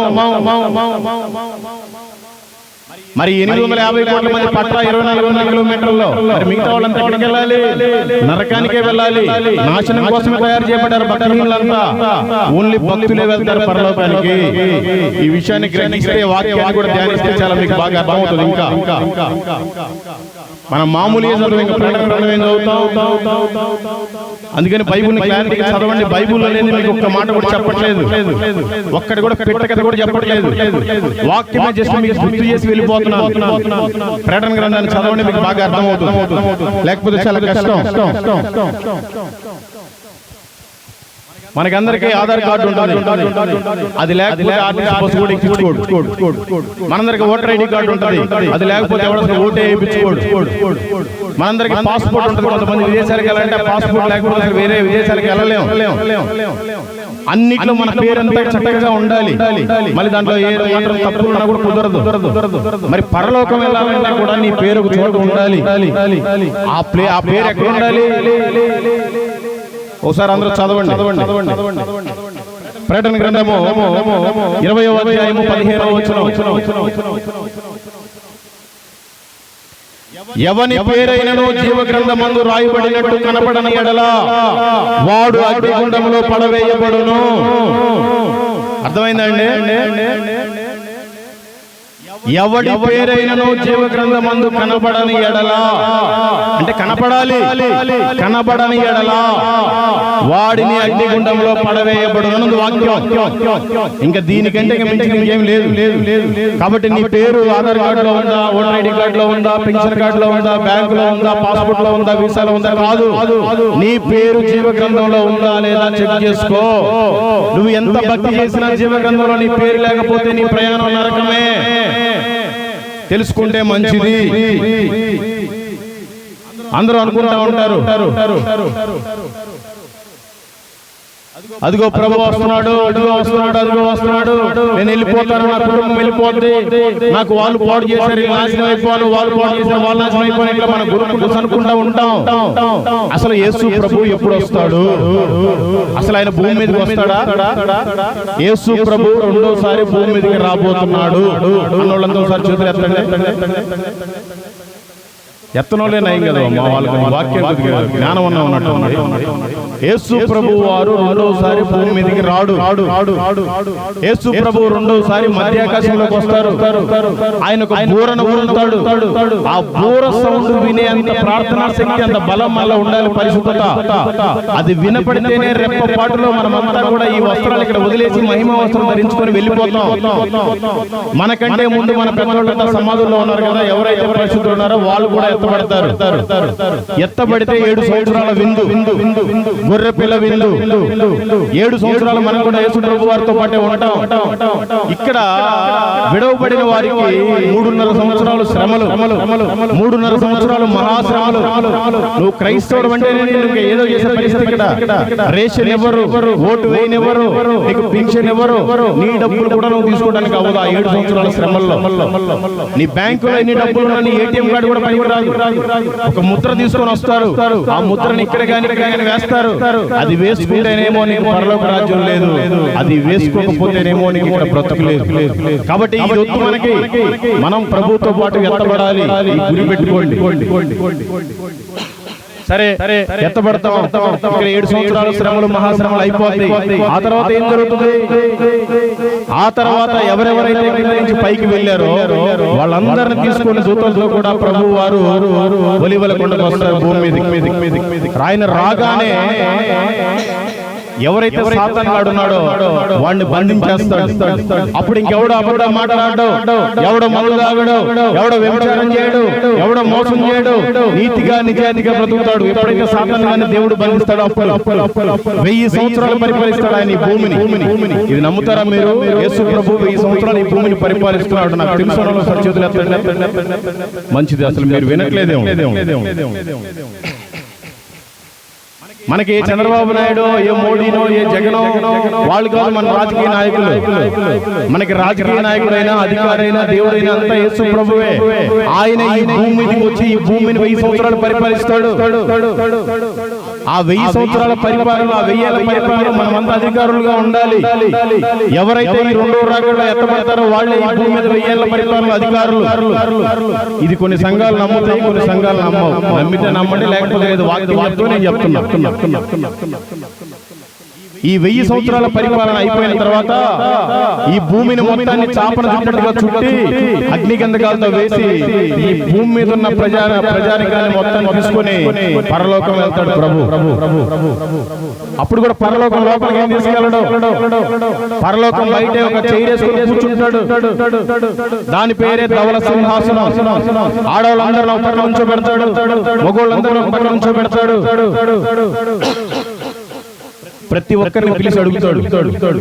ఈ రోజు అందరూ మాట్లాడడానికి టైం లేదు, అందరూ మాట్లాడడానికి కూడా టైం లేదు. ఆ రోజు ప్రతి ఒక్క వ్యక్తి మాట్లాడాలి. ప్రతి ఒక్క వ్యక్తి మాట్లాడేది దేవుడు వినాలి. ఆయన అడిగిన దానికి సమాధానం చెప్పాలి. అంత సమయం ఆయన దగ్గర ఉంది. ఆయన దృష్టిలో ఒక్క రోజు 1000 దినాలు, 1000 దినాలు ఒక్క రోజు. కాబట్టి అందరిని అడుగుతాడు, ఏమ్మా నీ కోసం నా కుమారుణ్ణి భూమి మీదకి పంపించాను, నీ పాపాల నిమిత్తం దెబ్బలు తిన్నాడు, నీ పాపాల నిమిత్తం ఉమ్మించుకున్నాడు, నీ పాపాల నిమిత్తం ఏడ్చబడ్డాడు, నీ పాపాల నిమిత్తం ప్రాణమే పెట్టాడు, మరి నువ్వు నా కోసం ఏం చేసావు అని అడుగుతాడు. అయ్యా నాకు తాగుబోతు భర్తయ్యా, నేను కూలి చేస్తేనే జరుగుతుందయ్యా, లేకపోతే లేదయ్యా, పిల్లలు కూడా నా మాట విన్నాయంటే ఆ రోజు ఆయన వెంట దేవుడు తీసుకెళ్లిపోవటమే. కాబట్టి మనమంతా తీర్పులోనికి రాకుండా ఉండాలి. దేవుని వాక్యానుసారం బ్రతకాలి. ఆ రోజున నీకు ఎందుకు మంచి భర్తనిచ్చాడు, నీకెందుకు మంచి భార్యనిచ్చాడు, నీకెందుకు మంచి తల్లిదండ్రులను ఇచ్చాడు, నీకెందుకు మంచి అక్క చెల్లెని అన్న తమ్ముళ్ళని ఇచ్చాడు, నీకెందుకు మంచి కుటుంబాన్ని పిల్లల్ని ఇచ్చాడు, నువ్వు లెక్క చెప్పాలి. నీకు ఇచ్చిన పనిని బట్టి నువ్వు లెక్క చెప్పాలి. నీకు ఇచ్చిన ఉద్యోగాన్ని బట్టి నువ్వు లెక్క చెప్పాలి. నీకు ఇచ్చిన వ్యాపారాన్ని బట్టి నీకు లెక్క చెప్పాలి. నీకు ఇచ్చిన టాలెంట్ బట్టి కూడా నువ్వు దేవుడికి లెక్క చెప్పాలి. చెప్పలేకపోతే నీ ప్రయాణం అక్కడి నుంచి నరకమే. నరకం ఇప్పటి వరకు ఇంకా ఓపెన్ ఎక్కడ చేయలా. ఇప్పటిదాకా చనిపోయిన వాళ్ళంతా పరిశుద్ధులంతా పరదేశంలో ఉన్నారు. పాపం చేసిన వాళ్ళంతా పాతాళంలో ఉన్నారు. నరకము ఇంకా ఓపెన్ చేయలేదు, పరలోకము ఇంకా ఓపెన్ చేయలేదు. ఇప్పటిదాకా చనిపోయిన పరిశుద్ధులంతా పరదేశంలో ఉన్నారు. ఇప్పటిదాకా చనిపోయిన పాపులంతా పాతాళంలో ఉన్నారు. ఇది సత్యం, వాక్యం చెప్తుంది. ఆ ధవల సింహాసనం తరువాత పరలోకం ఓపెన్ అవుతుంది. అప్పుడు లోపల ధవల సింహాసనం తీర్పు అయిపోయిన తర్వాత లోపలికి వెళ్ళిన తర్వాత క్రీస్తు న్యాయపీఠం అని ఒకటి ఉంటుంది. ఆ క్రీస్తు న్యాయపీఠం దగ్గర నువ్వేం ఘనకార్యాలు చేసావో దాన్ని బట్టి నీకు కిరీటాలు ఇస్తాడు దేవుడు, బహుమానాలు. చాలా లోతైన మర్మాలు ఉన్నాయి. మీరంతా బైబిల్ చదివితే మీకే అర్థం అవుతుంది. బైబిల్లో లేని ఒక్కటి కూడా చెప్పట్లేదు. అన్ని ఇదంతా చెప్పేంత సత్యం. వినండి, ఈ జీవితాన్ని మార్చుకోండి, లేకపోతే చాలా కష్టం. వాక్యం ఈ విధంగా సెలవిస్తున్నది. చివరిలో ఉన్నా, నేను ముగిస్తున్నాను. కీర్తనల గ్రంథము 4వ అధ్యాయము 2వ వచనం.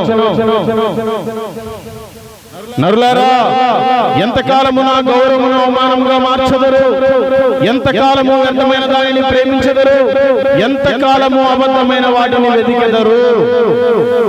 మనం సత్యమైన దేవుడు, నిజమైన దేవుడు, పరలోకపు తండ్రి యేసుక్రీస్తుని తెలుసుకొని కూడా మనం ఇంకా ఈ లోకంలోనే ఈ లోకానుసారం బ్రతికితే మనం ఇంకా ఎన్ని రోజులు ఉంటాం?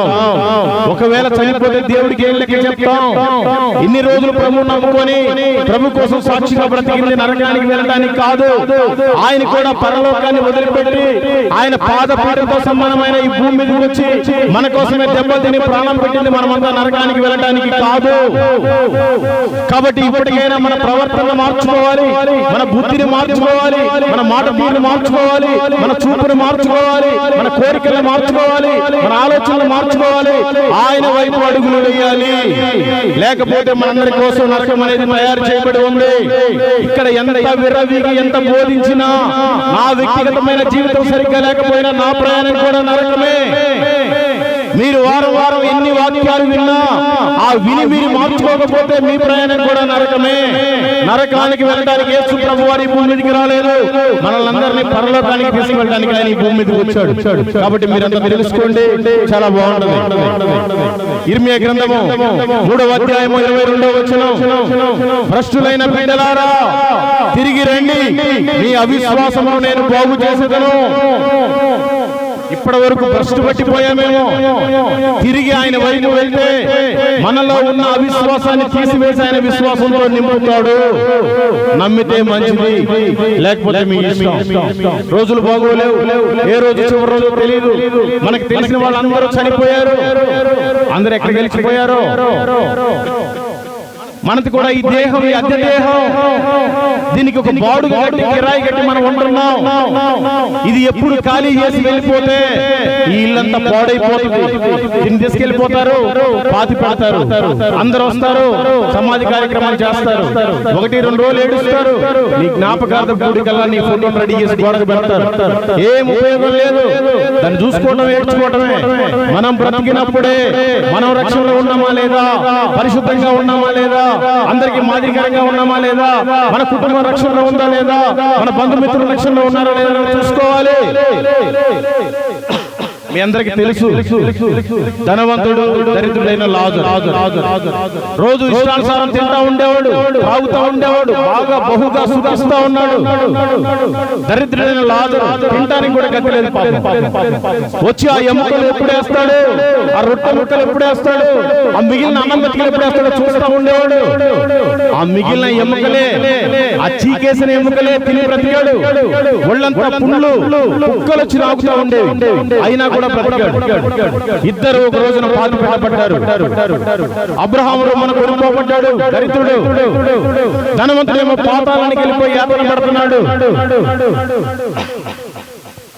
అయ్యా తండ్రి అయిన అబ్రహామా, నేను ఈ పాతాళంలో యాతన పడలేకపోతున్నానయ్యా, ఆ దరిద్రుడైన లాజరుని ఒకసారి నా దగ్గరికి పంపించు, ఒకవేళైనా ముంచి నా నాలుగు మీద వేస్తాడేమోనని బ్రతుకుతానయ్యా అని మొత్తుకుంటున్నాడు. కుదరదు, నువ్వు బ్రతికిన రోజు నీ ఇష్టానుసారం బ్రతికావు, బాగా తిన్నావు, త్రాగావు, సుఖించావు, నీ బ్రతుకు అక్కడే అని చెప్తుంది అక్కడ.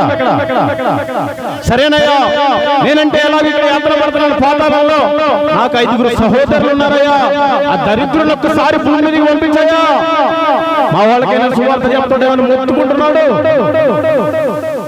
కుదరదు, నీవు బ్రతికినప్పుడే నీ ఇంట్లో వాళ్ళు రక్షణలో ఉన్నారో లేదో చూసుకోవాలి, నీ బంధుమిత్రులు రక్షణలో ఉన్నారో లేదో చూసుకోవాలి, నువ్వు రక్షణలో ఉన్నావా లేదా కూడా చెక్ చేసుకోవాలని చెప్పాడు అక్కడి నుంచి.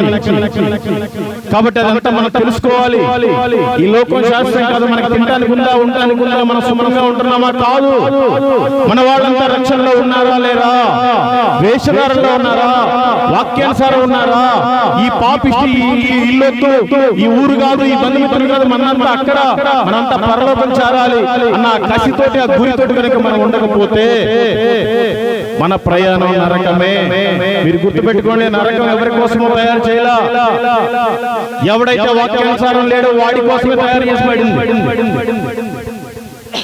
కాబట్టి నేను ముగిస్తున్నాను. చివరిగా 2 కొరింథీయులకు రాసిన పత్రిక 6వ అధ్యాయం 3వ వచనం ఈ విధంగా సెలవిస్తుంది, ఇదిగో ఇప్పుడే మిక్కిలి అనుకూలమైన సమయము, ఇదిగో ఇదే రక్షణ దినము, ఈ రోజైనా చేసిన పాపాలన్నీ ఒప్పుకొని దేవుడి ముందు సాగిలపడి నువ్వు సజీవ సాక్షిగా నిలుస్తావా, లేదంటే ఇంకా అదే పాపంలో కూరుకుపోతావా, నీ ఇష్టం. నీకు చెప్పడం వలన నాకేమీ రాదు, నీకు చెప్పిపోవడం వల్ల నాకేం ఉపయోగం కూడా లేదు, నేను ఉచితంగా రక్షణ పొందుకున్నాను, నాకు కలిగిందని ఉచితంగా ప్రకటించి వెళ్ళిపోతున్నాను. ఇప్పుడు ఇది 2వ వార్షికోత్సవం, 3వ యానివర్సరీ వల్ల అసలు మనం ఉంటామో ఉండమో కూడా తెలియదు. ఒకవేళ ఈ రోజే చివరి ప్రయాణం అయినా కూడా మనం అంతా స్ట్రాంగ్ గా ఉండాలి. నేను కూడా ఎందుకు చేయాల్సిన అవసరం లేదు, భార్య కూడా వెళ్ళిపోయారు, నాకు ఉన్నదంతా పోయింది, ఎందుకు చేయాలి?